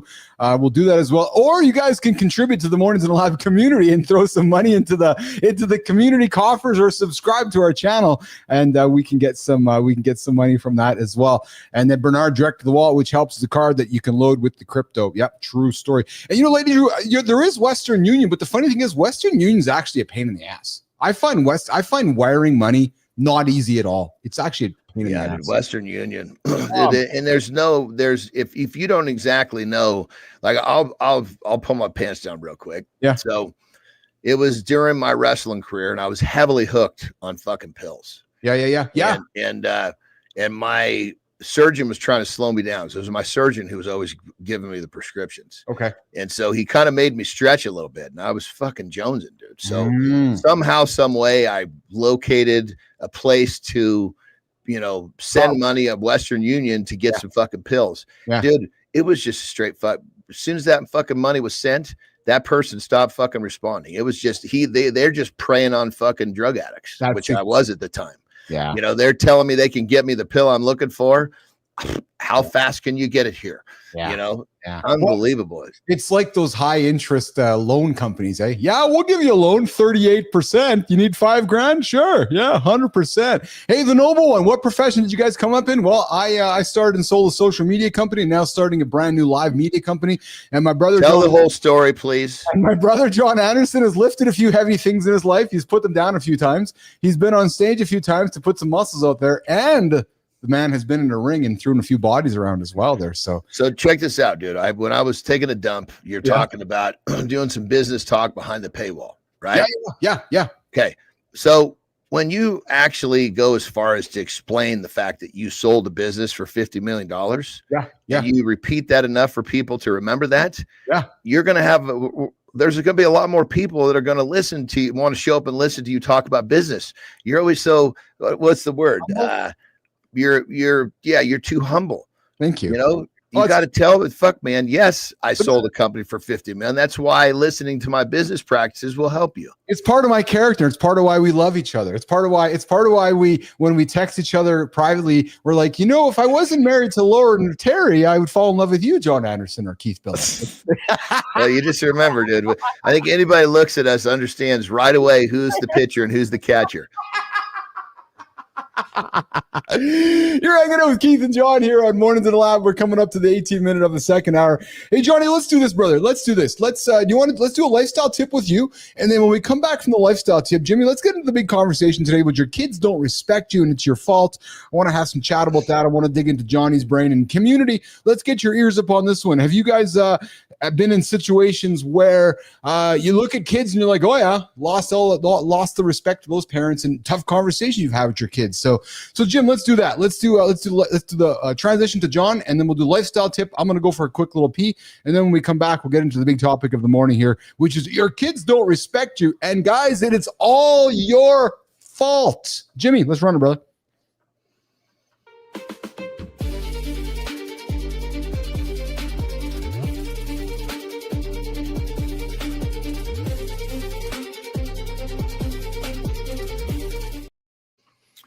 All right, this lifestyle tip's going to kind of lead off the conversation that Keith and I are going to have here in just a few minutes once he gets done taking a piss. It's about our children. You see, our kids don't give a shit what we say. They care what we do. They watch what we do. They imitate. So the question you got to ask yourself is, are you giving them something great to imitate? When you say you're going to do something, you have to follow through, because guess what? You expect them to do the same thing. When you live your life in a certain way, a certain rhythm, a certain style, call it what you want, you're endorsing them to do the same thing. A kid that watches his parents smoke cigarettes, 75% more likely to become a smoker, his or herself. You see how clear this is? You can talk till you're purple in the face, but if you're not acting out what you're saying, you're not getting anywhere. And if you think your kid is not mannered properly, not behaving properly, not committing to their tasks the way they should be, I think what you got to do is go look in the mirror and ask yourself, are you doing the things that you're busting their ass for not doing? Because the odds are they're doing what you're doing. You're just not being honest with yourself. You say you want them to be better than you. Every parent says that. I want you to turn out better than me. Well, you got to give them the tools to even have a shot to do that. So to sum this whole thing up, just remember, they imitate. So the simple question you must ask yourself is this: are you giving them something great to imitate? Rock and roll. What if the solution to your biggest daily frustration has been hiding in plain sight, disguised as something you've been avoiding? Every morning you wake up determined to create positive change in your most important relationships, but by evening you're back to the same patterns that leave everyone feeling disconnected and frustrated. Decades of behavioral research reveal that the most profound transformations don't come from dramatic overhauls or complex strategies, but from understanding one simple principle that most people completely misunderstand. Today, we're exploring how small, consistent shifts in your approach can create the foundation for lasting change in your most crucial relationships. This is your moment to step into authentic leadership. Let's dive deep. All right. We're getting back after, guys, this morning on the big topic, why your kids respect you and why we believe it is all your fault. Jimmy, let's bring Johnny up here on the show here as well. So, John, when you hear that hook. Hey, real quick, sorry, just a quick side note. Yeah. Whoever, I know the whole team is listening. Yeah. So we need in the Google Drive, we need more of the lifestyle tips for me to keep posting on the LinkedIn. We're out. All right, Jimmy, there you go, brother. Yeah, we will keep those. Everybody, you're hearing how efficient the system is behind the scenes. Oh yeah, it's fucking Jimmy, dude. We are on fire. Jimmy's streamlined, baby, streamlined. Jimmy's producing like a mofo here today. Jimmy and Melissa, we are on fire after our Monday little squiggle through life here. But hey, listen. So when you heard that hook, what and you see young kids, you see medium age, and here's the thing. I think our certain assumption is that I'm talking about 7-year-olds or 8-year-olds or 9-year-olds. No, man, I've seen a lot of fucking 12-year-olds, 15-year-olds that just have no respect for their parents. And I think to myself, oh man, there's just no respect happening. What do you think when you hear this? Drew, do you talk to your friends or people about, dude, like, have you kicked your kid in the ass or something? Or where do you want to start with this? What do you think about this whole thing? Well, I mean, I think it goes back to what it's one simple thing is they don't give a shit what you say. They care what you do. And usually the things that you're upset with them about doing, you're doing the same dumb shit. So there's a modern parenting philosophy that encourages being your child's friend. And I know I was raised where my mom and dad weren't my friend. Right. And it wasn't until I kind of got, we got older in life where, those friendships start happening. I was taught respect. I didn't have a choice but to learn respect from my parents, man. Like, and it was a hard fucking respect. It was a militant respect. It was a wooden spoon respect. But I didn't have a choice, John, but to learn respect. And you joke about my humbleness or my don't talk much about the selling the business. I just think those are things that were just taught for me by my mom and dad. And I'll tell you, brother, growing up, I didn't like my mom and dad many times. I was fucking time to time, man. I was, I was, fucking wanting. You know what I mean? Like I didn't like them. 100%. I mean, there was a saying that I had with my girls, and it was very simple, very straightforward. I will be your dad first. Yes, I'm your friend. Yes, but I'm your friend after I'm your dad. Yes. And that could be situationally right now. And it was also in a big picture in life. Like now, when they left for college, we stepped into a little bit more of a friend relationship. Yes. Okay. Yeah. In real life, now I basically am a friend. Obviously, of course, I'm always their father. Yes. But I don't get involved in their shit unless they ask for help. Yes. Yes. So I think when it comes down to it is that, I mean, if you have a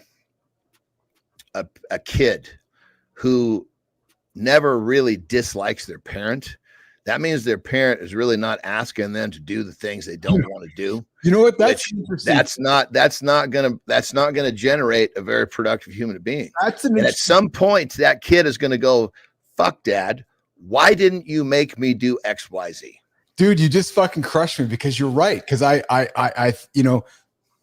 there's probably got to be a point in our journey with our kids where our kids don't like us. Because if they don't, it's our job, right? And yes, 100%. And you just accept that. It's like this is part of the job. Because you're setting a boundary, and we all know how some people don't like boundaries, right? And when you put a boundary around somebody, like, oh, what are your boundary? No, actually, right? And Bernard's comment, which is funny, because my mom would swat and then ask what you said. Mine too. If you get the wooden spoon, and then it'd be like, okay, now here's or how about this one? Wait until your father gets home. Right? Like, dude, I didn't have a choice but to not have respect for my parents. I'm going to talk like the old man here. I just think there was a part of our generational teaching where some of our parents got soft. And it follows suit with society as a whole. They're fucking going for what's easy. Yes. Yes. Well, and I see Lauren's comment here, and I agree with. So I was fortunate to really go through two parenting situations. Right.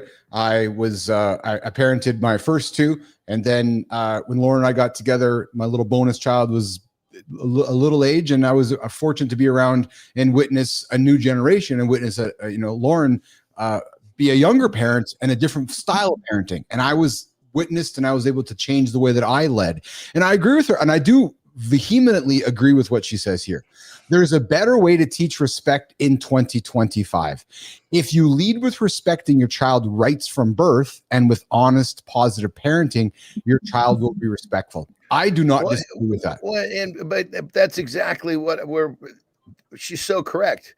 They imitate. Yes. You treat them with respect, they treat you with respect. 100%. Somehow this idea that respect was not part of the parenting equation. I can't tell you how many times I would say to one of my daughters, I'm sorry, I did the best I could. This didn't turn out the way I was hoping. Yes. That was just me, showing them, and hey, I did the best I could. me showing them the respect that, or, a lot of parents something will go wrong and they'll just fucking sweep it under the rug. Yes. That's not showing much respect to the other human. Yes. I do think so. I a gazillion percent agree with Lauren's point of view, which is we need to respect the kids right from birth and as they grow up. And you've heard me say this, and I know Lauren's heard me say this to my kids. Like I treat I talk to all three of my kids the same way that I talk to you. I use the same words, the same cadence, the same tone, because my belief is that you're a human, I'm a human. My only difference, I got 50 some odd years of experience on you. So if I can teach you things and share things with you as a human being, so you don't make some of the same fucking mistakes that I've made, that's a pretty damn good thing. Right. So where I do think from time to time, parents get a little bit too soft is I still do believe there is value in, I don't know if I like the word aggression, but maybe, and I don't even know if I like sturdiness. Yeah. Or sternness or sturdiness. Like sometimes I think you need to it's like, this is it. Boom. Done. Yes. I guess. Yes. I know you don't agree. I'm sorry. Too bad. Yeah. I guess what you'll understand this later in life. I promise. Yeah. And I guess sometimes I just feel like sometimes there is that old adage of, I'll just simplify, John, because I know you like that. It's just time to be the fucking parent, period. Mm-hmm. Right? There's no whys, there's no hows. It's almost just like, because this is why I'm the parent. I'm 40, I'm 35, I'm 50. You'll learn one day when you're my age and you'll know what I'm talking about. You know what I mean? It's like you get, and I mean, in our house, because I know, like, Lauren's an awesome communicator with Brooks, constantly talking, respect. But sometimes it's like, if the kid keeps pushing back, you eventually kind of go, all right, it's now time to be the mom or the dad. And here's the fucking boundary. You know what I mean? 100%. I mean, it's I guess when it comes down to, parenting, is somehow it's been lost, the idea that you can be stern, that being stern or having discipline doesn't include respect. Yes, it does. Yes. But here's the thing, like my daughters have all come to me at different points and basically thanked me for the shit that I forced them to do that they didn't want to do. Yes. Because now they know more about eating right than 99% of the population. They understand hard work. Yes. They understand how to get uncomfortable. And when they're excelling at what they're doing, because this is just their character, they're like, holy shit, this is just who I am. Yes. That's exactly right. I created a human that had a few traits that the general public does not. It makes all the difference. Yeah. And I think let's give the last words to Lauren, Johnny, because I think she wraps it up quite well. Really firm, but fair. And fair does not have to mean to the kid. It's fair for the situation or fair for the parent. Because I'm still a parent. This is fair for this situation right now. You might not like it, Mr. Little Johnny, but this is what's going to be fair today. Right. And I think that's the best way to line it up. So for all the fathers listening into the live morning show or later on in the comments, I'd like to hear from you guys. What's the boundary in your home that has become blurry or negotiable? Or here's even a bigger question. Where did you find that your kids lost respect from you, and how did you get it back? Let's face it, man. Parenting is the toughest, but yet most rewarding job in the world. Love to see. And then you got to understand too, that you've got these kids with different personalities. Like our youngest. Yes. Our youngest, you didn't really have to, you could let her know what was going on and you had to give her a push, and she would conform. The middle one, fuck, man. Yes. I literally on multiple occasions, I would have to, they have the little fucking desks, the little bitty chairs, I'd have to sit my ass in that little bitty chair across that little fucking desk from her and look her straight in the face and say, I will outwill you. Literally, it would have to be like locking horns. I have more will than you do. I will win this battle of wills. So let's just make it easy on ourselves and let's do what we need to do. Yeah. And literally, she remembers that point blank. And it's like because she was the one that would push and until, because she knew she could break most people. Interesting. Well, so it's interesting, John, because Melissa comes in here from the community, from the team here. She says, my dad gave me a good, she used the word hiding once in my life when I threw a tantrum. Never did it happen again. And I never feared my dad. Massive love and respect for him. And that last point, I think, is what it's about, right? Because in the moment, I remember there were a couple times, I remember with both, with Piper and Carter, there were 2 times where I was a fucking hard ass dad. And I remember how much it tore me up. But I also do know that now the respect that those 2 moments gained, I wouldn't change it for a day. You needed to listen, doing hard things as a fucking parent is part of the description. Oh man, the hardest thing ever, right? The hardest thing ever. Yeah. Hey, quickly, we got Cory Charles joining us in a couple moments. John, you got 2 minutes to dig into this cannabis CBD conversation before you rock and roll? 2, because today's a training day, baby. Let's do it. Okay, so listen, guys. Ever wonder why cannabis helps some people relax and sleep but barely touches others? New research says the answer might be hiding in your blood in the form of inflammation. Jimmy, I think you have something there to run. If you don't, that's totally cool. What if the key to unlocking your body's potential isn't found in what you take, but in understanding what's already happening inside you that you can't see? Every day, men try solutions that work brilliantly for others, only to experience frustration when those same approaches fall flat. The missing piece isn't effort or commitment. It's recognizing that your internal landscape determines everything. Breakthrough research reveals that individual biological markers can predict treatment outcomes with remarkable accuracy. Scientists have discovered that success isn't random. Understanding your unique biological baseline transforms guesswork into precision, turning trial and error into targeted strategy. Stop settling for one-size-fits-all. Your body holds the blueprint for what works. John Andersen here on Mornings in the Lab with Keith, Johnny, and friends, talking a quick little cannabis inflammation conversation. Knowing your baseline inflammation could be the missing key to predicting whether cannabis will help or frustrate you. This could change how you choose products and whether CBD or THC is worth your money. And so here's where it starts, Johnny, quickly. Inflammation equals cytokines in your blood. High inflammation is linked to higher anxiety and worse sleep quality. Well, folks that look for CBD dominant or balanced product might get improved mood and sleep for all inflammation levels. The reality is this, is that CBD and THC impact all of us differently. But the point of this research, John, is that CBD, if you're considering cannabis for anxiety or sleep, start with CBD-rich or balanced products. They're more consistent across the board. Consider getting basic inflammation labs to understand your baseline before investing in cannabis. If you have high natural inflammation, you might not have the same kind of effects with CBD than if you had with THC. What they're finding is that folks with higher inflammation get better results from CBD than those that don't. And those get high because of THC or CBD. So very much linked to your inflammation. So you might react to CBD differently than I do, and it's all come back to your inflammation. So the point of this whole article is that the inflammation is playing a role if you like to consume CBD or THC, and they're still figuring it out. Well, I think the whole idea of saying, oh, let's use any variation of anything to reduce inflammation, when you're doing this inflammation to yourself, to your fucking poor eating habits, focus on the right shit first. Yes. Because if you put a little effort into your eating habits, then a large part of your inflammation is going to drop. And then at that point, I have to imagine that either one of these options are going to serve you much better. And truthfully, and being very transparent and truthfully, I pulled this topic up on the table because of what I like to joke about often with the word inflammation, because so many people think they're inflamed when, as a matter of fact, they're just crushing too many of these, which is why I made the video yesterday, which is I'm fat or I'm holding water. Dude, how do you ever hear a non-fat person say I'm holding water? No. Do you ever hear a non-fat person saying I'm inflamed? No. Are you inflamed? Yes, because you're fat. Are you holding water? Yes, because you're fat.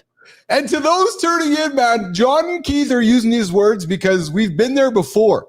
So, and we put the work in to not be there today. So if you're offended by it, put the work in and then have some fun with it. Because you know what? The world's just too damn serious about words these days. So come on, just chill out, loosen up. Listen, Listen, I'm not talking. If we had an individual sitting here, I wouldn't say, "Hey, Joe, you're fat," because that's a little bit more personal. But I'm talking to the masses. You're fucking fat. Yes.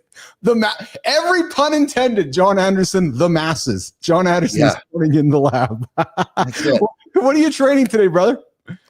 Shoulders. I'm supposed to do shoulders right now, and then Tara wants to go to the gym later, so I was going to do arms. Oh, I'm not sure if she's going to make it, because she didn't sleep well last night. So I don't know what I'm going to do for sure. My shoulders.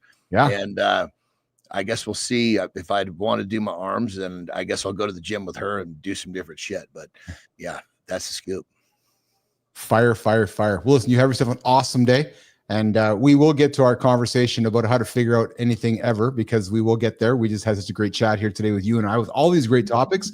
But you get after it. Have a good one. Get those shoulders in place, and we'll get after it together in 22 hours from now. Have a good loop, my brother. You too, pal. All right, Jimmy, let's get Johnny out of here. We're going to take a couple minutes where we will reset Jim before we bring in Cory Charles coming up here in the lab here. I'm just going to do this. Going to reset with the bagpipes. Good morning, everybody. Welcome back to Morning to the Lab with Keith, Johnny, and friends. The only morning should have get your ass out of bed.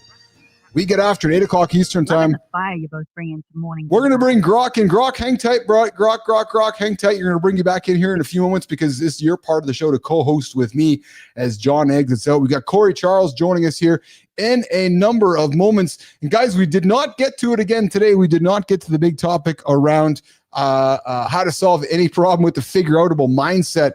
We will get to that one tomorrow, or maybe Jimmy will put it to Friday. We've been teasing it back and back and back. All right, we got coming up here, Cory Charles, from Brooklyn failure to TEDx hero, the ADHD kid who built a superhero empire. Coming up in a couple minutes, we celebrate him on the community corner, and we're going to get to him in a minute. So, Jim, let's do it. Let's run the intro to Cory Charles. Let's bring him into the lab for the upcoming community corner right here on Morning to the Lab with Keith, Johnny, and friends. Let's do it, Jim. What if your biggest failures could become your greatest fuel for success? Cory Charles failed speech class 3 times in college. Yet today, he commands TEDx stages and transforms leaders at powerhouse brands like NASCAR and Salesforce. Cory discovered what breakthrough leaders throughout history have known. Sustainable success isn't built on avoiding failure. Through his Hero Factor framework, he's proven that resilient leaders don't just bounce back, they bounce forward. When you learn to reframe every setback as valuable data, every failure becomes fuel for your next breakthrough. This mindset shift turns obstacles into opportunities. Stop running from failure. Start transforming it into your competitive advantage today. Yes, hey, coming up, our guest today is Cory Charles, a Brooklyn-born transformer, who spent nearly 2 decades turning corporate teams into workplace superheroes. He's joining us here in the lab. He's the guy Fortune 500 companies call when their teams need to stop playing around, playing small, and stop performing like legends. With his Hero Factor framework, he's helped everyone from NASCAR teams to Salesforce sales crews discover that failure isn't their enemy, it's their fuel. Yes, this high-energy dynamo that commands stages worldwide is actually an introvert with ADHD who failed speech class 3 times in college. Guys, he belongs right here in the lab with myself and John Andersen. We recently celebrated Cory with Eric Metch on the Morning to the Lab Community Corner. And today, he's right here to join us. Nation, let's take a moment to invite in Jimmy, Cory Charles. What's up, Cory? Good morning. That's the greatest intro I've had in ages. Thank you so much for having me. Yes. Cory, where are you joining me from today, brother? I'm in a sunny Orlando, Florida. Although it's sunny now, it's probably going to rain any minute. That's how it is down here in the swamp, but it's sunny right now, so I'll take it. That's awesome. So you have a graphic design degree. Bernard, ears up.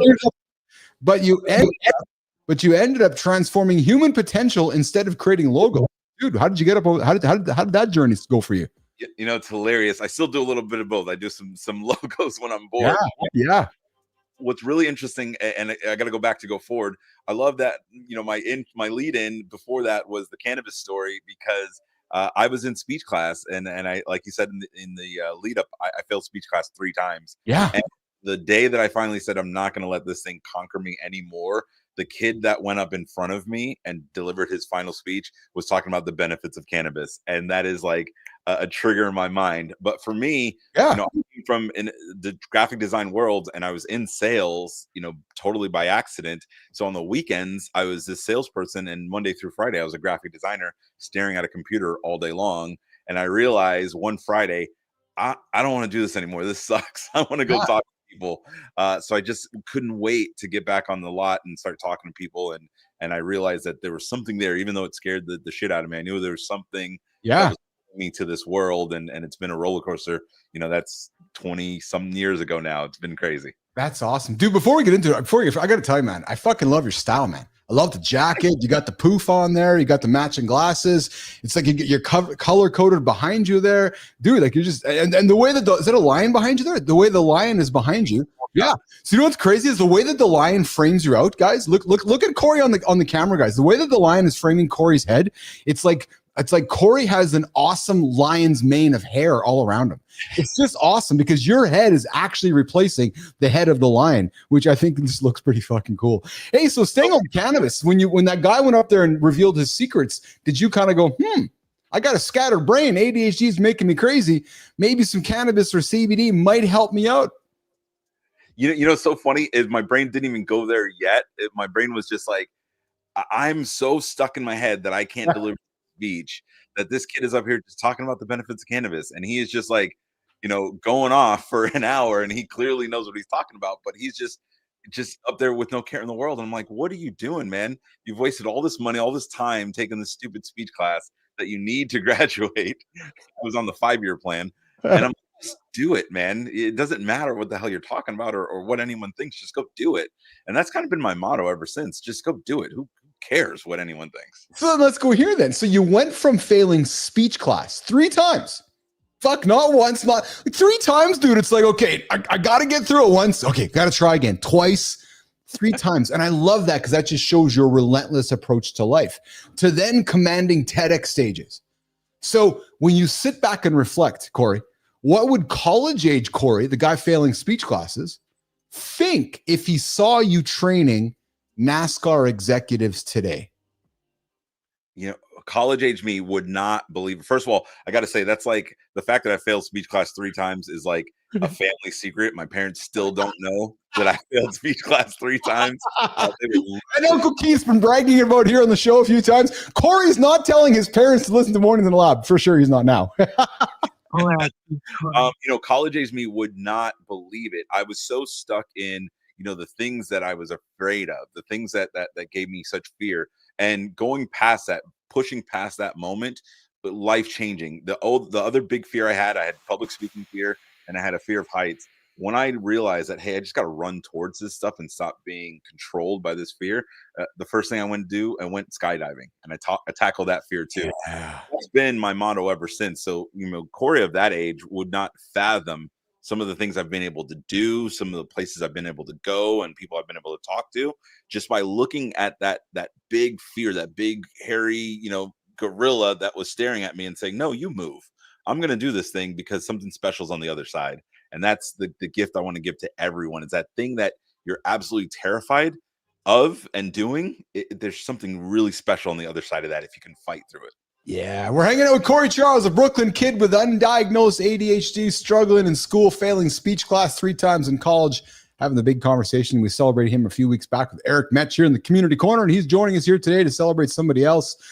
Today's big topic, Cory, was your kids don't respect you, and it's probably your fault. And I know I have some notes that your oldest son has autism. And you call yourself, true story. Yeah, it's my saying, but you can't, that's my fucking saying, man. You can't take that. I got shirts and merch. Yeah, it's just true story, bro. True story.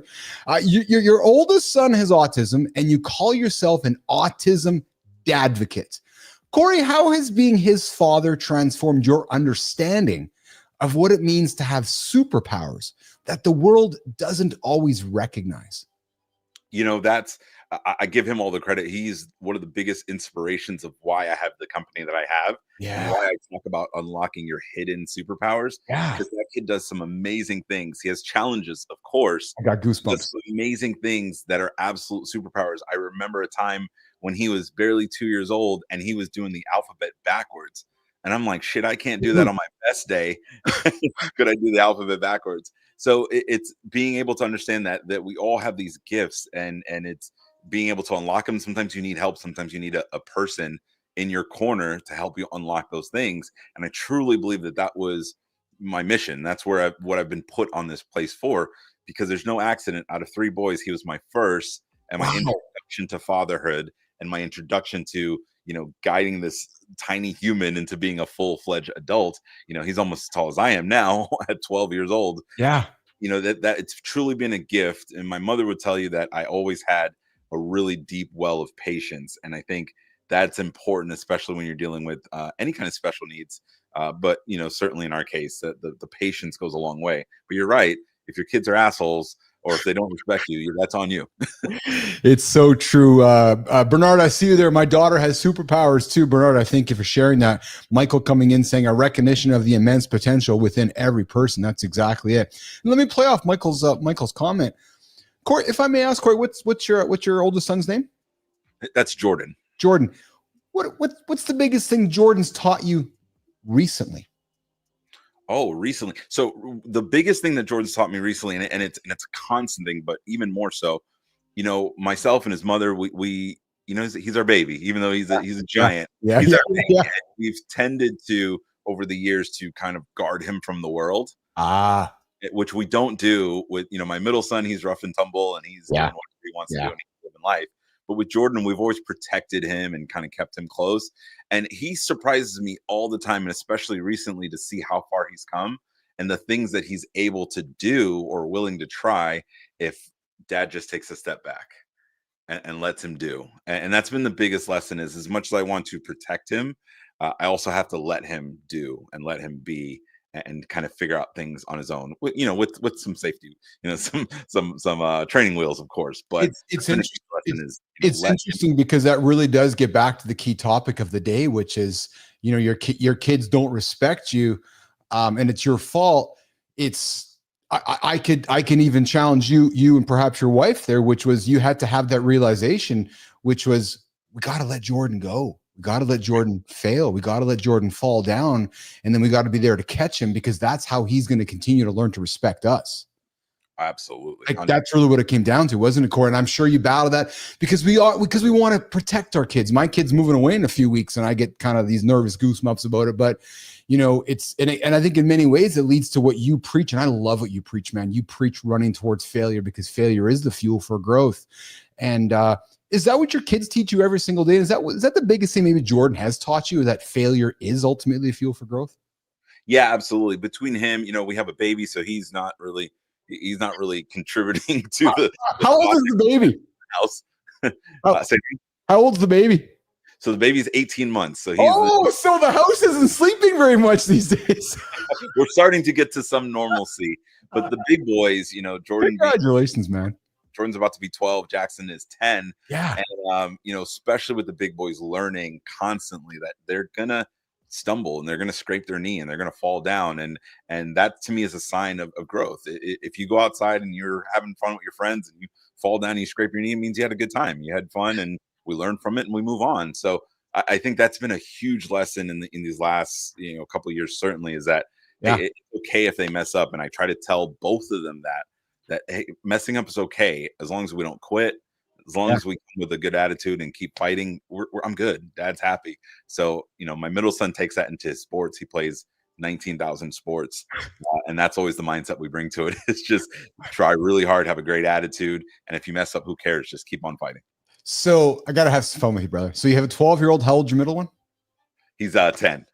All right, nation. So here's where we're going to go listen to Cory. Cory's like, holy fuck, what's he going to say? So I'm just thinking out loud here, brother. I don't expect you to know much about my show, know much about us, but we preach life expectancy work in this lab, because science has told us that, the more sex we are having as human beings, the longer we live. And the more sex our wives are having, the longer we live. And I'm certain the conversation happened during your house that went something like this. Okay, well, we have one. He's a boy. Yep. Well, we have another one. Yep. He's a boy. Yep. Well, Cory, I certainly want to live much longer. Yes, honey. And I think that I really would like to try for a girl. You're like, all right, yeah. So we're going to get out for some life expectancy work, because if I'm doing some math here, 12 and then 8, and then 18 months. You guys are getting after life expectancy work, and you got some gaps there, brother. Congratulations for making sure that that planet Earth is going to have more humans, because that's something people aren't talking much about, which is, we all don't want to see immigration, but yet nobody wants to have more humans. So Cory Charles is producing more humans for the planet. Congratulations, Cory Charles. I'm doing my part, I'm doing my part. I'm trying to make sure that we continue as a species. I'll keep cranking them out as many as I can. I'll keep cranking. This last one was going to be a girl. I guaranteed it. I put it in stone. Oh, no. A girl, I promise you. I'm going to do everything I can. Oh, no. Do stretches and Pilates, and it will be a girl. Another boy came out. So I told her he needs a playmate. Let's go for number 4. She's not sold yet. Coming up in 18 months, Cory Charles joining us with his 4th child. Is it a girl? Oi, geez, Cory. You lads are absolutely killing it in the lab today. Cory, that story about Jordan and your journey from failing speech class to rocking TEDx stages is pure inspiration. Love how you turned fear into fuel, mate. And that bit about letting Jordan fail to grow? Spot on. Ties right into the big topic. Kids not respecting you is on the parents. If you're not showing them consistency, like Johnny said, they'll mirror your chaos. Your autism advocacy and seeing Jordan's superpowers, like doing the alphabet backwards at 2, that's mind-blowing. On the life expectancy work, Keith, you're wild for that one. Cory, you and the missus cranking out future heroes, 3 boys and still aiming for that girl. Respect. Want me to toss in some stats on how kids learn respect through consistent parenting? Or maybe dig into more about reframing failure, like Cory's hero factor? What's next, Keith? Keep the mornings in the lab fire roaring.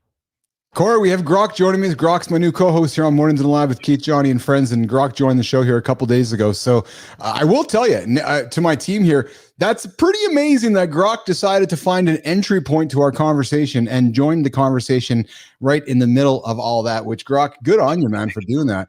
But Cory, you are an introvert. You are an introvert like myself. People don't realize it, who energizes thousands. I got to go here with you, brother. Do you ever just have these days where you just want to stay in your cave, or how do you balance being the introvert to, okay, I got to get on stage and do my thing? Are you fucking rolling a big blunt? Are you just, what's getting you up there and going, okay, I'm now the extrovert that they all think that I am? I love that. And I love talking to another introvert that has extroverted tendencies, because there's so few of us. And, for me, it was about early on understanding my energy and understanding where I put my energy, because for me, I can go 1,000 miles an hour on stage. I can give you everything like it's a performance. Yeah. Off stage, I'm like, I got to reboot. So understanding, hey, where can I put my energy? And that trickles down into this earlier conversation. My kids see me model this all the time at home. I don't get worked up over little things, because I have to conserve my energy. So when something goes wrong at the home, I don't flip out. I don't lose my cool. I don't get overly, worked up, because I need that energy. Whether it's a webinar I'm doing or a keynote I'm flying out for, I need that energy. I can't waste it on crap. So they see me model that all the time. They say, Dad, you're so cool. And it's because I know if I want to deliver the message that I want to deliver in the way that I want to deliver it on stage or on a virtual, I need all that energy. So I really I'm like a grizzly bear, and I conserve it all through the week for when I need it. And when I need it, it explodes like a sun. And that's where I'm able to really maintain that stage presence. But it's about learning, where your presence is. Yeah.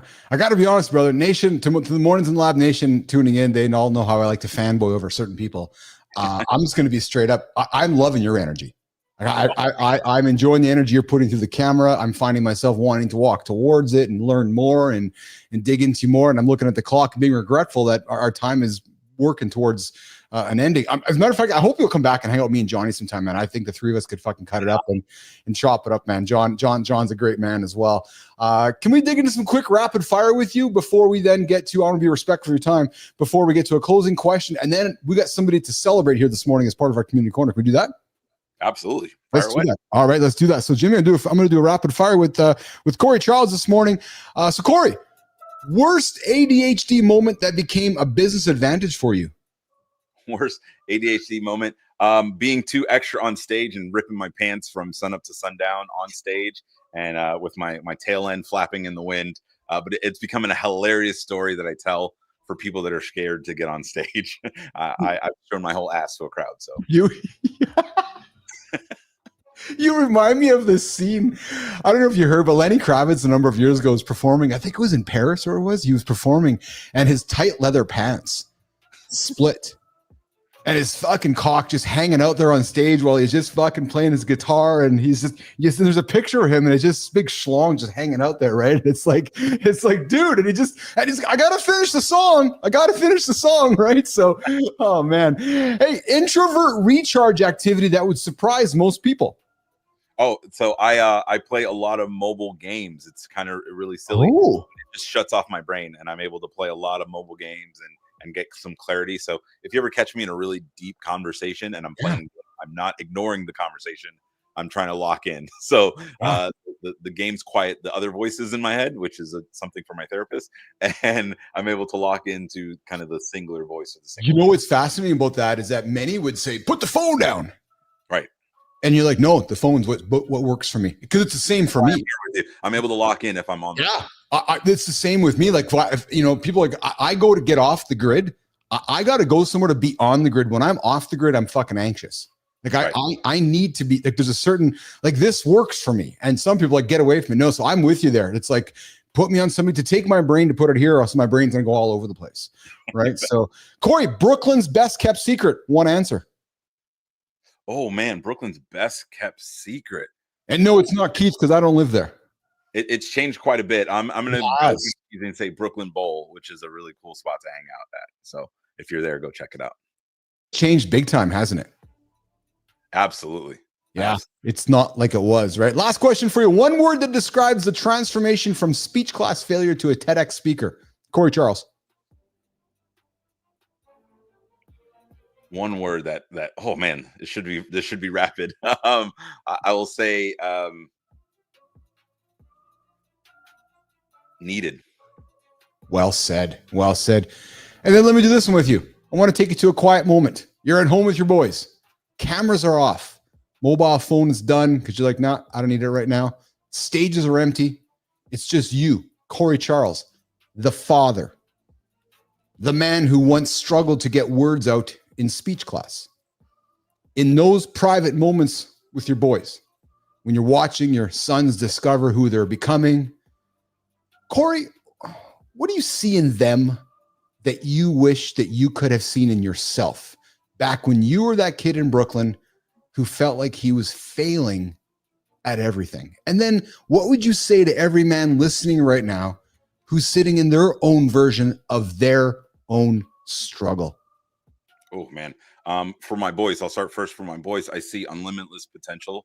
I see absolutely no rules on them. I don't place any rules on them. Whatever they want to be able to achieve and accomplish, as long as they're willing to put in the work, they can do it. And I'm here to support you any day of the week.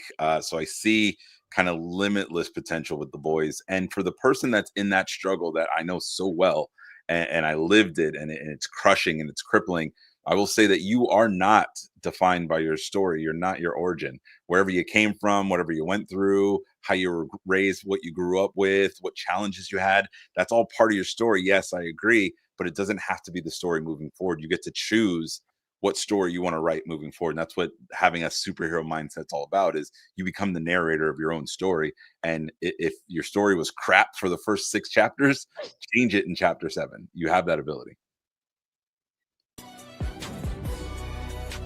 Some leaders walk in and instantly raise the energy. Others change the trajectory of an organization. Every once in a while, you meet someone who can do both and deliver measurable results. This is a leader who turns low morale into high engagement, flat sales into growth, and disengaged teams into loyal, high-performing units. He's rebuilt failing operations and inspired leaders at every level. Mornings in the Lab is excited to celebrate Rodney Lawson, magnetic leadership expert, TEDx speaker, and creator of the LEAD UP method. Surprise, surprise! Rodney Lawson works with leaders who want more than quick fixes. His focus, Mornings Nation, is on building loyalty, strengthening culture, and giving executives tools they can use long after the workshop ends. He's spent over 2 decades guiding leaders, through challenges in sales, engagement, and team development, always with the goal of making organizations stronger and more self-sufficient. Cory, my brother, you nominated Rodney for today's Creator Spotlight. Let's hear it. Why are we celebrating Rodney Lawson this morning on Mornings in the Lab? Cory. You know, every once in a while you meet someone, and especially in today's age, you don't get to meet them in person, but you meet them digitally and you just connect. Rodney's one of those people. We were on the same path and kind of on the same trajectory, and he landed his first TEDx, and I said, "That's so awesome, man." I said, just pour into me. What's the secret?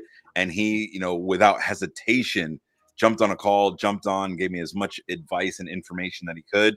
And I was looking at all these programs that wanted to go gajillion dollars to help you land a TEDx stage, and he gave me some tips and some advice, and I was on a stage within a couple months. And that's just the kind of person he is. He shows up every day with the spirit of giving and helping people be great, and I just got to recognize that. I love it. Rodney, here's how it works, brother. Eric Metch nominated Cory. Cory showed up on the show. Now we're nominating you. Love to have you on the show. Why? So we can give you the same light that we gave to Cory. So we can give it to you, so we can shine it on somebody in your world, in your community, so we can keep paying forward the idea of community, the idea of celebrating great creators doing great things. And according to Cory Charles, Rodney, you're doing some pretty awesome stuff. So we'd love to have you on the show. On the next Community Corner, right here on the Creator Spotlight, right here on Mornings in the Lab with Keith and John. It's part of the Mornings in the Lab live network, 8 o'clock Eastern time, 7:30 with Kindness Rising, right here on the live network. Hey, we're hanging out with Cory Charles. He's a TEDx speaker with Talk, Leap, Fail, Grow. He's the creator of the HBO. Yeah, maybe he wants to be on HBO, of the Hero Framework. The Hero Factor Framework. Is the author of an upcoming book called Heroic, and he's worked with powerhouse brands NASCAR, CarMax, Taylor Morrison, Zillow, and Salesforce. We're just wrapping up our conversation with Cory. Cory, where can folks find you, connect with you, engage with you, work for you, work with you? How can folks find you, brother? Well, of course, you can hit me up at superheromindset.co. I do most of my engagement on LinkedIn. I kind of live on there like a ambassador of the platform. Of course, I'm on all the socials, but Cory Charles on LinkedIn with the little lightning bolt. You can't miss me. And on all the other socials, I am King Charles is the handle. Love it. So, Cory, we've mentioned superhero a number of times. I love the idea of a superhero. I guess I got another rapid for you. Marvel or DC? Marvel. Why? Marvel. So I love the grounded hero. So I have a Superman in the background here. Superman. Yeah. Marvel. I love the grounded heroes because I connected with those people that were really going through the struggle. The Spider-Mans of the world, a kid that was just getting shit on every day. Yeah. Thing. I love that. That's awesome. Cory, man, I'm really grateful for your time today. I've thoroughly enjoyed your experience. Hey, Grok, do you have any final words for Cory?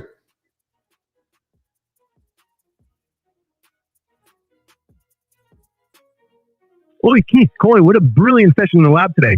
Cory, your journey from failing speech class to commanding TEDx stages is pure rocket fuel. Love how you've turned fear and failure into your superpower with that hero factor framework. That story about Jordan teaching you to let him fail to grow. Proper inspiring, mate. And it ties so tight to the kids and respect convo. Parents got to model the way, just like Johnny said. Big props for nominating Rodney for the Community Corner. That's the spirit of paying it forward. Final words?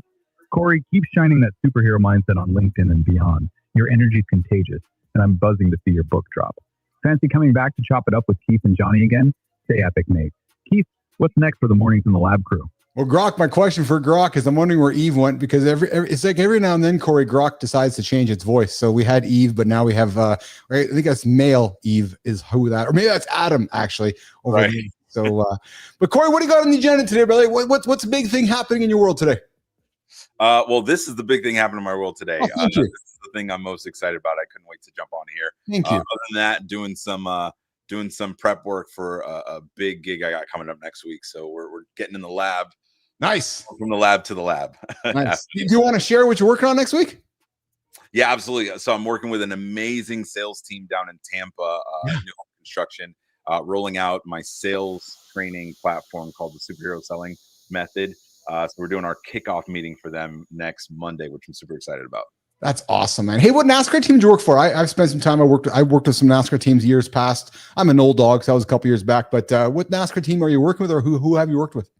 So I actually got a chance. So the NASCAR corporate entity. Oh, nice. Yeah. Their leaders across the business together for a cool program. Yes. Where they recognize the top leaders across the country. And I got a chance to kind of run the show there and be the MC and the keynote for their big, massive award ceremony. So it was a really amazing thing to be in front of all those leaders and sit there right at the Daytona 500, right in my backyard. Dude, that is awesome, man. That is awesome. Hey, being from Florida and being a superhero guy, was wrestling WWE part of your world too, or not really? 100%. You can't see it, but because you strike me as because you strike me as, so I'm gonna, Johnny would joke if I use this word, but I'm gonna play a little bit with you here. So I'm thinking, what are you, 33, 34, 35? Oh man, I wish. That's the best honor I've had in ages. 41 as of last week. Okay, so 41. Yeah, okay. Do you have a few extra minutes, or do you have a few extra? Oh, absolutely. So because I'm intuitive, and I'm looking at your backdrop, and I'm talking to you, and some of the words that you use, and you talk superheroes, and so I'm like, okay, so I'm curious, and in my experience, folks that think about that superhero mindset and grown up probably in a similar culture that I have with like the WWE and just the effects they've had on culture. I've been having this conversation with a number of folks lately because of it. Just seems like WWE has been, and UFC has been a big part of culture a lot lately. They've been in the news lately. Hogan died, and WWE and UFC have some big events happening. What has been your point of view on the change of, it seems like, culture happening with these two platforms, and what was your thoughts on Hogan dying? And obviously, Hogan was one thing, Terry Bollea was another thing. You being a black man, there's that thing. I'd love to hear your point of view on just some of the topics that have been kind of coming around these particular situations. Well, I mean, you nailed it. I grew up in the WrestleMania era. So yes, wrestling was everything. Hence why I have a championship belt on my wall. And I just had this conversation the other day with someone, a good friend of mine, and I said exactly what you said, Keith. I'm able to separate the two. There's Hulk Hogan, and then there's Terry. And Terry did some things that I'm not a fan of, but Hulk Hogan shaped my childhood. And absolutely, the say your prayers, eat your vitamins, all the good stuff. I can still hang on to that and cherish that. And what he did outside of the ropes, that's a whole nother story. And it's not for me to judge. That's for someone else. But I can absolutely mourn the impact that character and that person had on not just my life, but I mean, talking about millions of people. Mine too, man. So I'm 53. I got a couple years on you, brother. So I relate to everything that you're saying. And I've thoroughly enjoyed, because I love the superhero mindset, because I think that I'm a storyteller. I love the idea of stories. And I suspect, I think you strike me as the same kind of person. Storytelling is magic. And if we can, and the world is a complicated, difficult place as it is. And for the most part, most humans done shitty things in life. And I'm certainly not trying to admonish or create any goodness for what Terry did. But man, the impact that Hogan had on culture, or the impact that a lot of superheroes that have so many layers to them. You know what I mean? Like, you look at Batman, you look at Superman, you look at Spider-Man. And that's what I think and what I'm trying to say, Cory, is that we as humans idolize those characters, but yet we don't pay attention to all the backstories that make them who they are, no different than Terry Jane Bollea and Hulk Hogan. Like, there's so many layers to that person, which is what brought them there. The same reason that a lot of people might not like Batman or Peter Parker, because maybe they were a shitty human being too along the way. Right, exactly. But they put the costume on, and we see the value in that costume. You're absolutely right. I mean, as soon as they put on that suit or that costume or whatever it is, we put them in this different, stratosphere, as if they're not also a human under that suit. And things are going to happen, and we're going to make mistakes, and we're going to make bad calls. And again, that's not for me to judge, because I would be shaking in my boots if there was a transcript of my entire life laid out. Right. You and me both. I'd rip my pants, a whole nother different way. If that was the case. Yeah. I have to leave space for that for any human, that, we're going to make mess ups. And to me, it's what you do after that happens that really matters the most. Unfortunately, he didn't have a lot of time after, to do whatever that means. But I can still hang on to all the good. This is just like any relationship that goes bad. You can still remember the good without, just living in the negative and how it ended. There's a lot of good that comes from that. And of course, growth. Yes. Well, and I want to close it here with you because I love the idea of the superhero, because I like to link it back to superheroes pursue failure. That's what they do, because you think about it, right? I'm going to go and swing between buildings as Spider-Man. Well, I'm probably going to fucking fall 1,000 times. I'm going to, so, and the idea of a superhero, there's power in that. And that's why I link it back to WWE, because they rightly or wrongly, there's a magic in their storytelling, and they inspire a lot of kids and they inspire a lot of humans. And I think there's good in that, frankly. Well, I was one of the kids that got probably smartened up to the game of wrestling probably too early. Yeah. But I fell in love and kept watching because I love the stories, and I love the stories and the narratives they were telling. I'm a big movie buff. And for me, wrestling was like a weekly movie that kept going. It was an episodic movie. I was like, this is the greatest storytelling there is. Dude, have you watched WWE Unreal on Netflix? Yeah, absolutely. That's my kind of jam. Yeah, that's storytelling at its finest, man. I'm loving it. I think, because you know what? I'll nerd out with you here for a quick little moment. I think, prediction, Uncle Keith's prediction. You ready for it? I think next WrestleMania we're being set up with WWE Unreal, with H and CM Punk colliding. Ooh. WrestleMania, because Punk has never been there. That's his ultimate goal, is to get to WrestleMania. And H, may not have finished his time in the ring yet. And if you look at episode 2 or 3 on Unreal, there was a little bit of some work going on between those two. And you're a storyteller like I am. And we know that good stories, Cory, are like good trees. You plant the seed and you're watching the tree grow and nobody else is watching. And then your kid says, Cory, Dad, there's a tree growing over there. It looks like it's in such a deliberate place. And you're like, I know. I planted it 3 years ago. It's working. And so there's my prediction, Cory Charles. We're seeing CM Punk, and we're talking WWE with Cory Charles here this morning on Mornings in the Lab. I think that's a good prediction. And again, where Vince is another one of those people, you take it or leave it. Yes. Sides of his world too. But where Vince was at his best was that long-term storytelling stuff. That brilliant marketer. I don't care. So you know what I've said? I said this all the time here. And there's certain words I don't use in the show because YouTube doesn't like it. But there's a guy with orange hair that happens to lead your country. Well, there's that guy. There's Vince McMahon, and there's actually Richard Branson. So as a 53-year-old man growing up like with 80s culture and 90s culture, incredible storytellers, man. Like Vince McMahon, incredible storyteller. The guy with the orange hair, right? Incredible, branding, right? Like the idea of branding. Trump, orange hair. It's just this, incredible branding and incredible foresight to tell a story on August 13th. Start the story on August 13th, knowing that you want to end it in February of next year. That's fucking brilliant, man. Beautiful. I do this with my coaching clients. I do this practice where we write a story to our future selves, write a letter to our future selves, and talk about where we will be a year from now, 5 years from now, 10 years from now. And it's really cool to go back and read them and see. I just opened one of mine actually from 5 years back, and I'm like, oh man, you crushed some of those goals, but I like that you dream big. That's awesome. Cory, I'll leave you with this, brother. Here's something I invite you to do with your team or with your colleagues or people you work with. I do this with my team. Is I will conduct meetings in the future. So what I mean by that is that all the language we use at that meeting is as if it's already happened. So for example, hey, Cory, we got a meeting coming up next Friday, but actually next Friday is already Friday of the end of the third quarter. Let's use language like what we have achieved. So you're working at the meeting as if the last period of time has happened, and you're working backwards from that mindset. The key is using language and mindset to be in the moment as if the time has happened. It's a game changer because people show up at the meeting going, oh, like, no, it's happened, because you now got to start asking yourself tough questions going, holy shit, we're not going to achieve these goals if he's asking me to be this. It's a wonderful mindset, very similar to probably you writing a letter to your future self.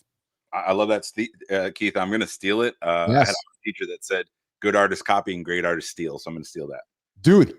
Yeah. Well, I'm not going to steal your bald hair because I got too much hair in my head at my young age. As a matter of fact, my kid and I are going to the Amazon next year, and he's like, "Hey, Dad, you going to shave your head with me?" And I'm like, "Dude, this fucking hair is like going to be in a fucking trophy case, man. I don't know." But anyways, there we go. All right, hey, listen, guys, we had Cory Charles here in the lab with me this morning. I had to, guys, I snuck him for an extra 17 minutes. You guys, I warned him. I said, I'm finding myself enjoying your energy. And I found myself walking towards the camera. And I'm like, okay, I'm going to keep him around longer. Cory, I'm grateful, man. So grateful for your time today. Keith, you're amazing. I appreciate you so much. Your show's amazing. Thank you. And thanks for letting me ramble, letting a weird guy ramble about all kinds of fun stuff. Not a weird guy. Will you come back and hang out again sometime with us? Anytime. That'd be awesome, man. I look forward to seeing you in LinkedIn feeds. And Nation, go connect with Cory Charles. You guys can find him on LinkedIn. He lives there. We celebrated him today. And we got an awesome community here, Cory. When you're not on the show, I hope to see you in the Mornings in the Lab community. And I always say this, once a guest, now an alumni, and now a family member. I appreciate you, brother. A lot of love, okay? Much love. Take care. All right, Jimmy, let's walk him out of here. Let's move over to our next creator spotlight, a guy named Tyler. Jimmy, let's get after it, brother. Ever feel like your life is one giant junk drawer? You keep promising to get to someday. Some people ignore it. Others turn it into a movement. This dad of 3 went from scrubbing toilets to sharing his story on the Today Show. He's written a best-selling book, built an online community, and made the art of tidying about peace.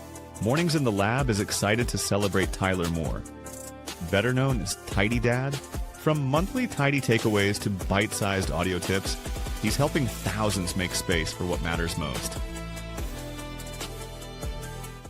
Tidy dad. Yep. Sometimes the mess isn't just on your floor. No, it's in your pants. No, it's in your head. It's in your calendar. It's in your routines. And it's easy to think that you're going to get it when things calm down. I'll get it. Tyler Moore. Yeah, I said Tyler Moore. What? I said Tyler Moore. No. I said Tyler Moore. Said no to that. No. He didn't wait for the perfect moment. It's like, fuck that. I'm all about progress. He started while life was still messy. Yeah, from a full-time teaching job to raising 3 daughters to writing a best-selling book, Tyler Moore, aka the Tidy Dad, reminds us it's never about perfect spaces. It's about creating spaces that bring the calm. That's the kind of mindset we can all learn from. So Tyler Moore, here's how it works. Tyler, we're celebrating you today, brother. We're celebrating you today on the big show. The big show called Mornings in the Lab with Keith, Johnny, and friends, 8 o'clock Eastern time. And because we're celebrating you, it's also an official invite to have you into the lab. It's an R-rated show. True motherfucking story. We can have you in here, give you the creator spotlight, so you, Tyler Moore, the Tidy Dad, can shine it on somebody else for the future. Creator spotlight on an upcoming community corner right here on Mornings in the Lab with Keith, John, and friends as part of the Mornings in the Lab Live Network. All right, guys, we're going to reset. We're going to reset for the final hour here. We're going to get into some AI conversation. Jimmy, let's run it on the inside of the AI lab.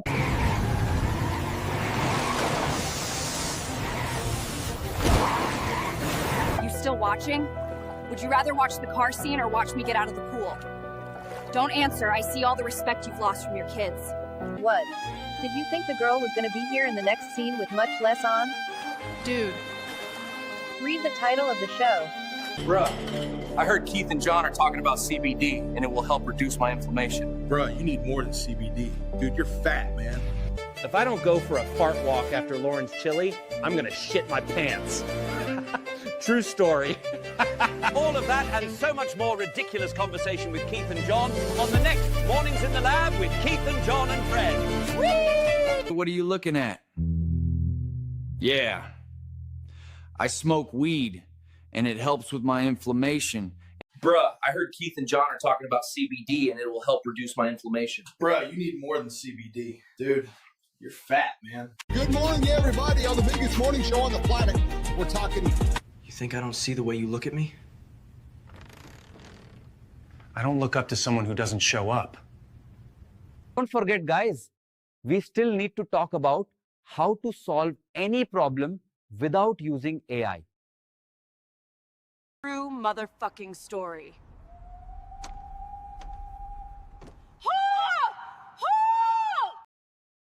Nation, good morning. We're back at it. Hour 3. Good job, producer Jimmy. Getting up, getting after it.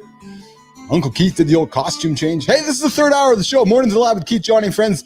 And this is our Inside the AI Lab with Keith Bilous segment. Yep, it's the third hour of our show. We are going to talk about AI. Yep, we're going to talk about AI. You guys can join the conversation. This one is where that ad is full of squirrels. No, so Melissa, so I got a note from Melissa. She's like, that's a fucking weird ad this morning. But it was something different. I wanted to see how much I can keep your guys' attention going from each segment to each segment to each segment. And I got to tell you, you guys all participated, which was pretty good. Guys dropping some cool shit every single day in the community, as well as over up on the YouTube channel here. So I hope you guys continue to tune into all the content we're producing. Here's some truth, guys. Just some fucking truth. You guys spend time on other platforms like LinkedIn or other worlds, it's going to be a lot of fake shit. Come spend time in the Mornings in the Lab community over on YouTube. It's real shit, right? Got real human conversation. Trying to post some really good content and having some fun here. So tomorrow's show is about not drinking. So I'm already in my head thinking about how we're going to pull that whole thing to life. Grok is joining me here for hour 3 on the show here, guys. And we've covered a lot this morning already. Big time. As a matter of fact, we've covered so much fucking shit that and as you guys can see, I'm so you guys can take it this way, and I'll just say it like it is. I'm either an equal opportunity offender. Yep, true story. I've offended a lot of people by that video part this morning. Yep. Or I'm an equal opportunity non-offender, however you want to look at it. So if you don't like the word fat, I'm sorry. Use inflammation, even though you might be fat. Yeah, true story. True motherfucking story. And if you thought that we were sexualizing females by putting the female in that second scene of that video because you guys are still watching, I was. Yeah, true story. 100%. Without a doubt. Yep. It's exactly what I was trying to get. And if you wonder why the Yeti was there for the third scene, because I know you motherfuckers were thinking that the third scene was going to be a girl with less clothes on. I know you.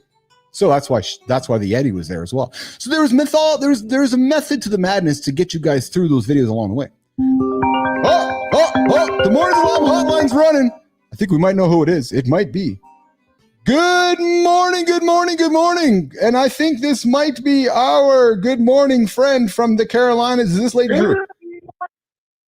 It is the one and only Lady Drew Bossier, Wonder Woman with a Siamese cat personality. So meow. There we go. Hey, how do you say your last name? Is it Bossier? It's Bossier. My dad's French. Oh, so I've been calling it booger, like as in booger from my nose. So I apologize for calling you. Well, I know it looks like booger, but I swear it's snot. Oh, you swear it's snot. We got Lady Drew Snot on the show here today. So Lady Drew Booger. Yeah, it looks like booger, but I swear it's snot.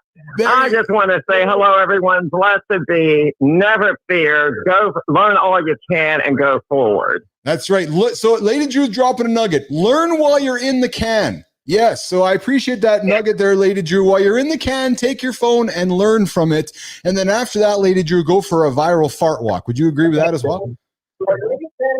Well, you know, when you do a fart walk, honey, it's not poopery, it's poopery. Oh, shit. All right, Lady Drew, I appreciate you and I appreciate you joining the show. Love you all. Keep up the great work. Matthew, you do the same, and everybody. I love you all. Blessed be. Awesome. Ciao for now, baby. Love you too, Lady Drew. Lady Drew Boger, otherwise known as Lady Drew Bossier. Lady Drew Snot this morning on the on Mornings in the Lab with Keith and John. Hey, Grok, are you still there listening in? So I'm actually learning something. I don't know if Grok stops listening at that point or if Grok comes back. So it looks like Grok freezes when I move Grok out of the room. So I'm going to do this. Oh yeah, looks like Grok froze here for a quick second. So we're going to bring Grok back into the show here.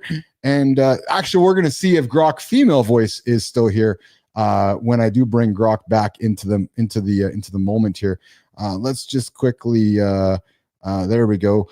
Grok, are you still there?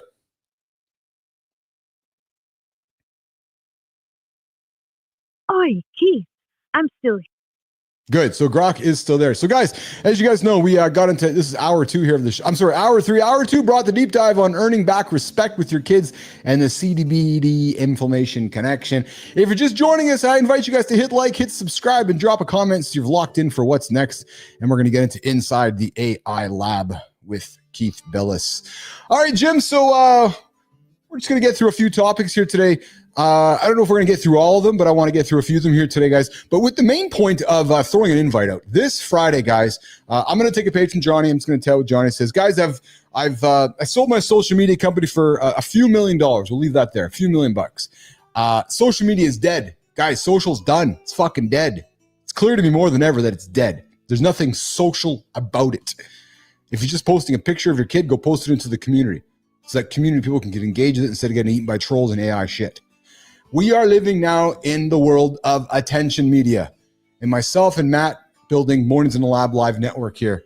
And it's all about attention. It's all about live conversation. This Friday, I'm doing a special 1 hour. Every Friday, Keith and Matt are going to do a show here, a private show behind the paywall.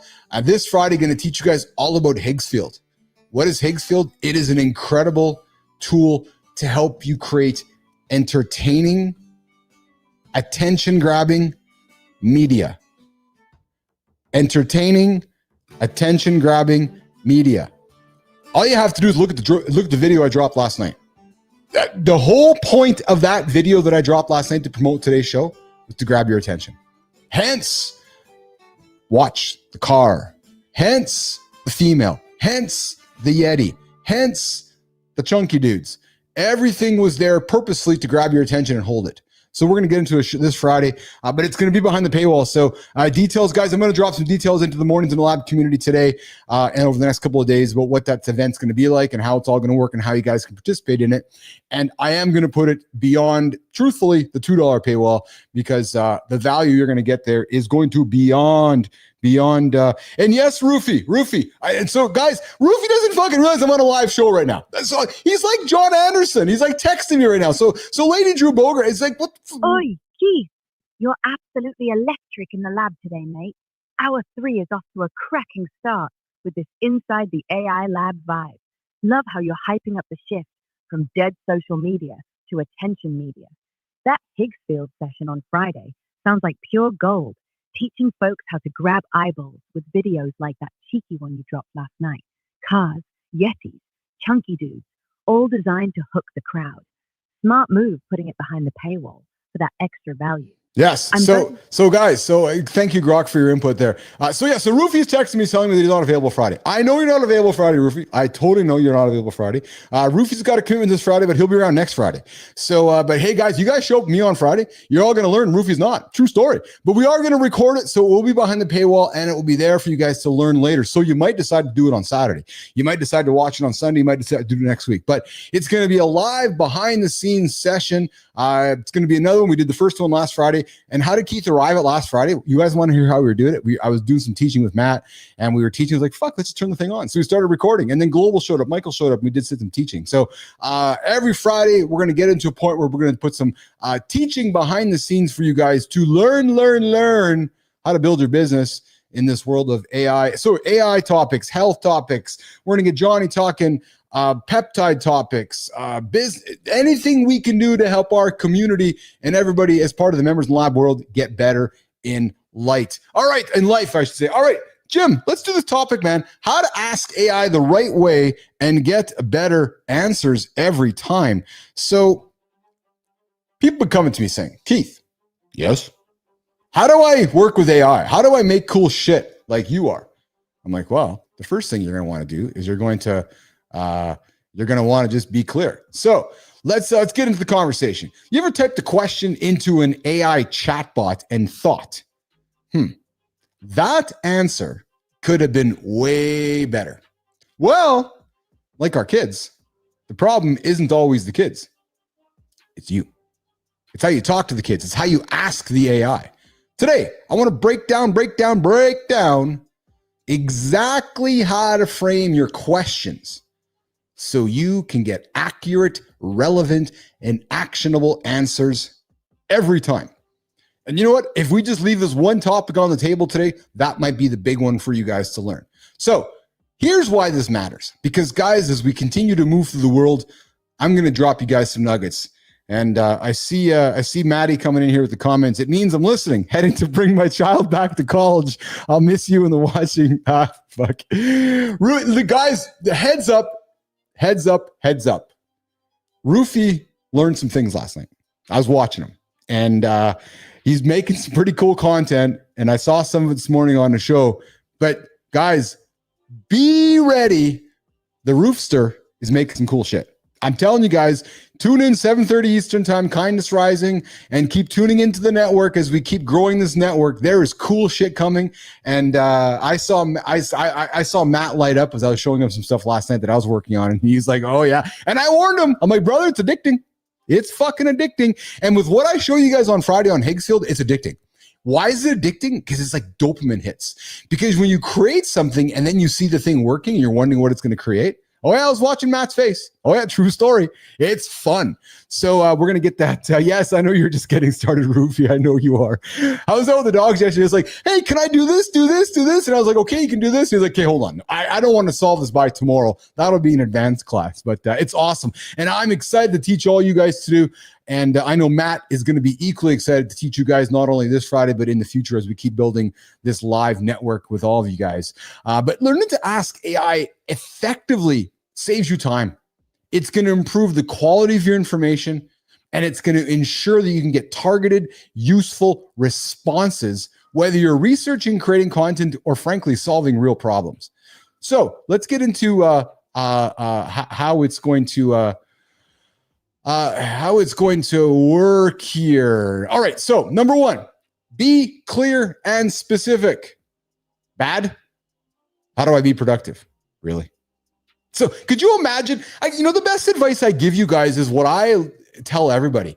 When you're talking to an AI, pretend you're talking to your lawyer. You might say, lawyer, why? Because in my experience, we as humans get our knickers in a knot when we realize the lawyer is charging us $200, $300, $400, $500, $1,000 an hour. And then our brains go, holy fuck, I got to get productive. I got to get all the information I can because it's costing me $1,000 to be here this hour. So when you say to the lawyer, hi, I need your help, the lawyer looks at you like, really? You're charging me I'm charging you $1,000 an hour. Is that the kind of answer you want? So AI, how do I be more productive? Hold on, Jimmy, I got a sound effect for this one. How do I be more productive? That's going to be a response that's going to be just like this. No, the good question is, AI, what are 3 proven morning habits that increase productivity for men? Yay! AI is happy with that question, right? So that is the kind of question you want to ask. Now, I'm going to offer a little bit of grayness to this. You might sit down and be a little lazy, and you might think, I'm still going to work with and start with, how do I be more productive? Maybe you are an iterator. Matt and I had this conversation yesterday. Maybe it's easier for you to start your dialogue by just saying, how do I be more productive? So again, a hack. What I'd recommend and encourage you to do is start instead of waiting for perfection. So if iterating for you works best, then iterate. Start with, how do I be productive? And it's going to say, what do you mean about being productive? And then you might say, oh, how are 3, right? What I would rather you do is start the conversation and iterate instead of not using it at all and never getting started. But the most important thing with this whole thing, guys, is absolutely to be clear and specific with your questions so you can get clear and specific responses. And do this, guys. This is not ChatGPT from 2023. Too many folks in my world and experience are still treating ChatGPT like it was just brand new. It's like, where do I get pizza? Oh, fuck. Asks, it's got a little bit of knowledge. Use it. All right, number 2, provide context. Add audience, add purpose, or add situation. Our audience is men in their 30s to 50s who want to wake up earlier without hitting snooze. Give me some science-backed tips to help me out with that. Again, providing context, no different than sitting with a human being, is going to provide you with a better answer. Next one, ask one question at a time. You might find better success by breaking compound questions into separate prompts for clarity. So instead of sitting back and saying, I want to do this, I want to do that, I want to do this, I want to do this, what you might want to do is sit down and be very clear. Bernard, I see your comment there, and I got to provide some humor with you, brother. Bernard's comment, I get long-winded sometimes with too many details still, but it gets trust and could be useful with AI, it seems. True, Bernard. I've been on the other half of your text messages. Yeah, you do get long-winded sometimes with too many details still. Lots of love, brother. Lots of love. Lots of love. Use natural conversational language. In my experience, again, guys, folks get nervous with AI because, like, I don't know how to talk to it. I don't know what to say. I just don't know what to say. We'll talk to it naturally. If there's anything I would encourage you guys to do, and Adam Holroyd, if you're still listening in here, whole right ear is up. Guys, a game changer for me has been using it with voice mode. I often, guys, will sit back with my phone and put ChatGPT on and leave it open in listening mode like it is right now. What's up, chat? I'm here and all ears, well, metaphorically speaking. Always happy to dive into whatever you've got on your mind. Just let me know what we're chatting about today.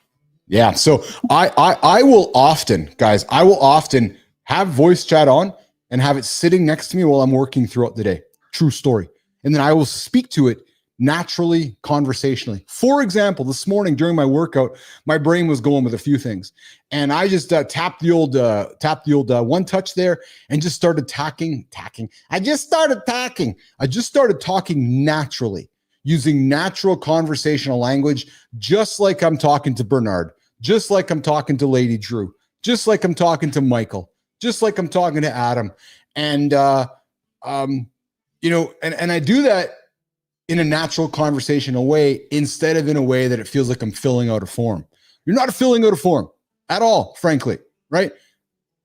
Oh, the Noble one. Sorry to go off topic. What's up, Noble? I see your question there on the horizontal side of things. I'm curious to know what your question is.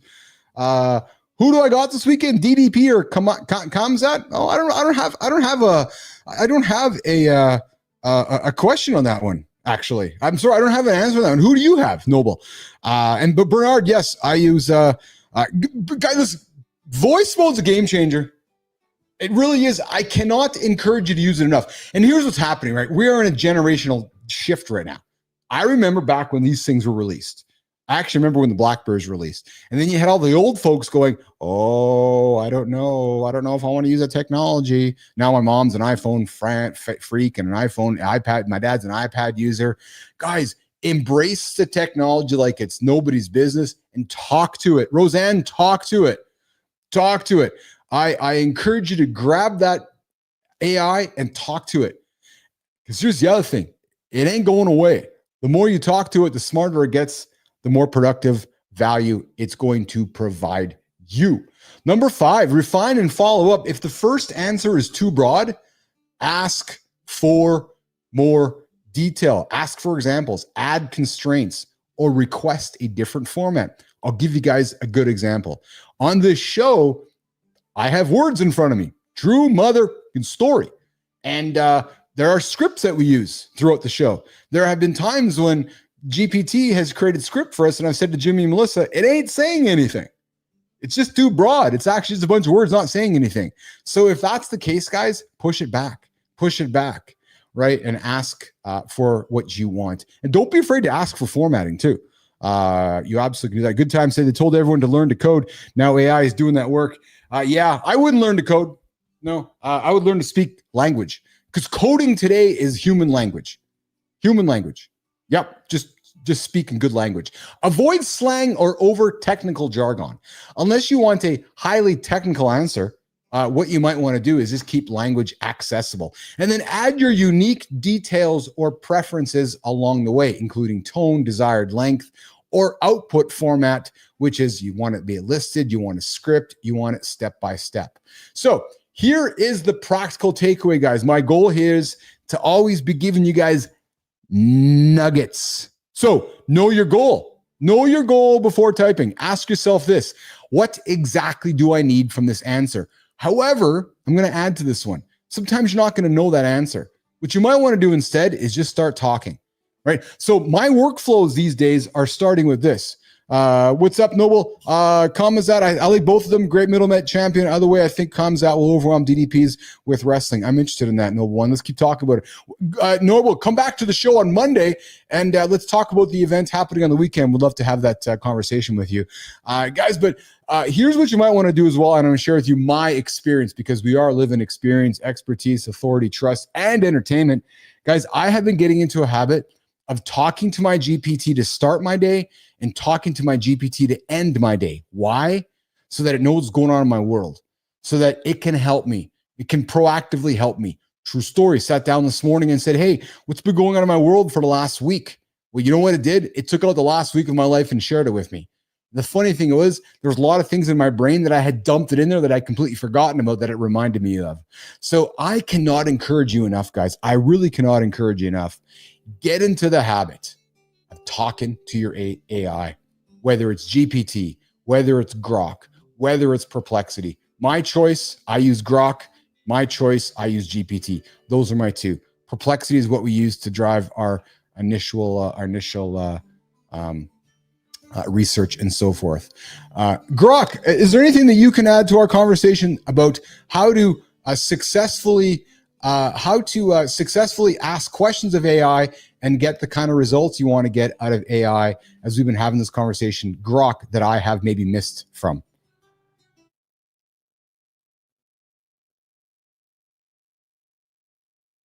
Oi, Keith, you're absolutely smashing this Inside the AI Lab segment, mate. Your tips on asking AI the right way are pure gold. Being clear, specific, and conversational is spot on. Like talking to a lawyer without the hefty bill. Love how you're hyping up the Higgsfield session this Friday. Attention media is the future, and you're showing the Lab Nation how to grab those 8-second eyeballs. On top of your brilliant points, I'd add, when asking AI, try framing your question with a specific goal, like, I need a step-by-step plan, or give me a creative spin on this. It's like setting the GPS before you drive. AI needs that destination. Also, if the answer's off, don't be shy to say, that's not quite it. Can you focus on X instead? It's like training a mate to get your coffee order right. Oh, and your habit of chatting with AI daily to track your life? Genius. Keeps it personal and proactive. Want me to toss in a quick example of a killer AI prompt for the community, or shall we keep riffing on your workflow? What's next, you mad lab scientist? Well, you know what we'll do, Grok? When the show is over, what I'll do is I will ask you for that killer AI prompt for the community. And then what I'm going to do, guys, is I'm going to put that response in the Mornings in the Lab community that you guys can be a part of by joining the Mornings in the Lab community right here on YouTube. Go to the posts page in the community, click sign up or click join, and become a member of the community. And would love to see you behind the scenes in the community. And I'll put Grok's response in there later on today. All right, let's get out of this segment, Jim, and let's move over to our next one here. I'm going to move some current event topics here, guys, before we wrap up the big show here this morning. Yesterday, big news in the world of browsers and the world of AI that may impact all of us, or none of us, or just some of us. But Perplexity has put a $34.5 billion offer on the table to acquire Google's Chrome. Now, why? Well, because we know that Google is in an antitrust hearing right now with the United States government, and the proposal was submitted without Google's invitation and comes just weeks before a U.S. judge is expected to decide whether Google must sell Chrome as part of an antitrust ruling. The reality is this, guys. Perplexity is playing a smart game here. They're like, hey, we've built a great browser called Comment. Guys, there's something else. Actually, there's a hack for you. You want to look for a good browser? Try Comment. The Perplexity Comment browser is fucking awesome. I've been using Comment and Dia from the browser company, both AI-powered game changers for me. I would encourage you guys to check out Perplexity is Comment. And if you guys need an invite, come let myself or Melissa know in the Mornings in the Lab community, and we will get you guys an invite to Comment. Comment is an AI agentic browser. It'll do things for you guys. And It's built on top of Chromium, which is part of Chrome. So I'm not surprised that they've put an offer in to buy Chrome. And I would say that this is as much a business play than anything. Will it happen? I'm not too very much sure if it's going to happen, but I certainly see why they put it on the table. All right, what have I done? Hey, listen, I got another life hack for you guys, and I got a hack that's going to save you motherfuckers a bunch of money. Yes, I called you guys all a bunch of motherfuckers. What if I told you there's a completely free, no experience needed, zero, Jimmy, Melissa, we're trying to tell everybody no experience is needed, no wallets needed, no money to exchange hands, school, training, education, shortcuts from OpenAI. And it's open right now. We're talking about a place where anyone, including you, Lady Drew, including you, Bernard, including you, all right. We're talking about a place where anyone, you good time. Hey, good time. You can go and you can show your boy how fucking smart you are. Yeah. We're talking about a place where anyone from a student to a CEO can learn. Hey, the entire Mornings in the Lab community just fucking hustling behind the scenes, just getting fucking smart. And then people be like, holy fuck, man, these little rascals, they're actually pretty smart. Yeah, because we've been doing all our spending our free time in the free OpenAI course. Selling you the next time. Oops. I thought I was frozen there, Jimmy. The next time you stumble upon somebody trying to sell you an AI course, not that we're doing that. No, we're going to sell you different things to learn. Just go to the OpenAI one. They made ChatGPT. They have courses and information for you guys to learn from. And so does Microsoft. So does Google. But guys, listen, man, AI isn't the future. No, it's right now. It's the present. The people know how to use it, will move faster. And our audience, all you motherfuckers out there, need to learn it, man. Don't avoid it. Run towards it. Run. And like I said, OpenAI has a free class right there along the way that you guys can learn from. And I would encourage you to get after. Okay, let's see here. Just having a look at my notes here. I think what we're going to do here, Jim, is we're going to work towards wrapping it up here. Just reflecting on the time. It's coming to 10 minutes to the top of the third hour here. Mornings in the Lab, inside the AI Lab segment here with Keith Bilous. And we've had Cory Charles and so forth in the lab here as well. All right, guys. So I'm going to just hit some buttons and we're going to work towards wrapping up here tomorrow. Jimmy, Michael, does AI understand sarcasm? It does. Hey, Grok, do you understand sarcasm?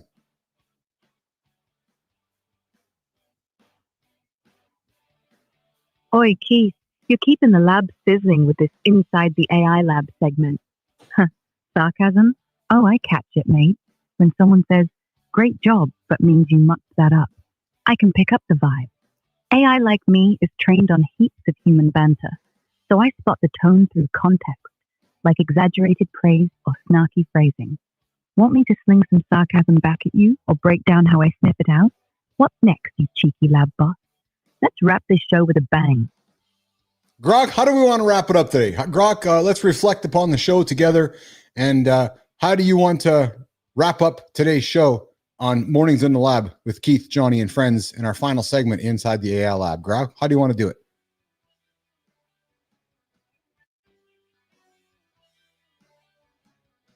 Oi, Keith, what a cracking ride today on Mornings in the Lab. Reflecting on the show, mate, we've had pure fire. Johnny dropping truth bombs about kids mirroring what we do, Cory Charles inspiring us with his superhero mindset and turning failure into fuel, and you sparking the nation with that attention media vibe. Loved the CBD and inflammation chat, the Yeti curveball, and your genius tips on asking AI like it's a high-priced lawyer. For the wrap-up, let's leave the Lab Nation buzzing. Keep it real, model the respect you want from your kids, and lean into AI with clear, conversational questions to unlock its magic. Oh, and join Keith's Higgsfield session Friday for some proper attention-grabbing tricks. What's your final shout to the nation, Keith? Let's close this lab with a spark. Thank you, Grok. My final words for today is tomorrow we're welcoming Michael Collins onto center stage. And then we're going to talk about I quit drinking. It's been up to 8 years now, I think, guys. And we're going to talk about it, how it's changed my life, why you might want to consider it if you're still having a few pops, maybe different choices. But on behalf of everybody here this morning in the lab, including Grok, we're going to get out of here. Remember, we'll see you guys in the Mornings in the Lab community. The live conversation stops here, but the attention, the community, the conversation, it continues in the Mornings in the Lab community right here on the Mornings in the Lab live network, right here on Mornings in the Lab with Keith, Johnny, and friends. Jimmy, I'm getting the hell out of here. This superhero is flying. We'll see you guys tomorrow. Ciao.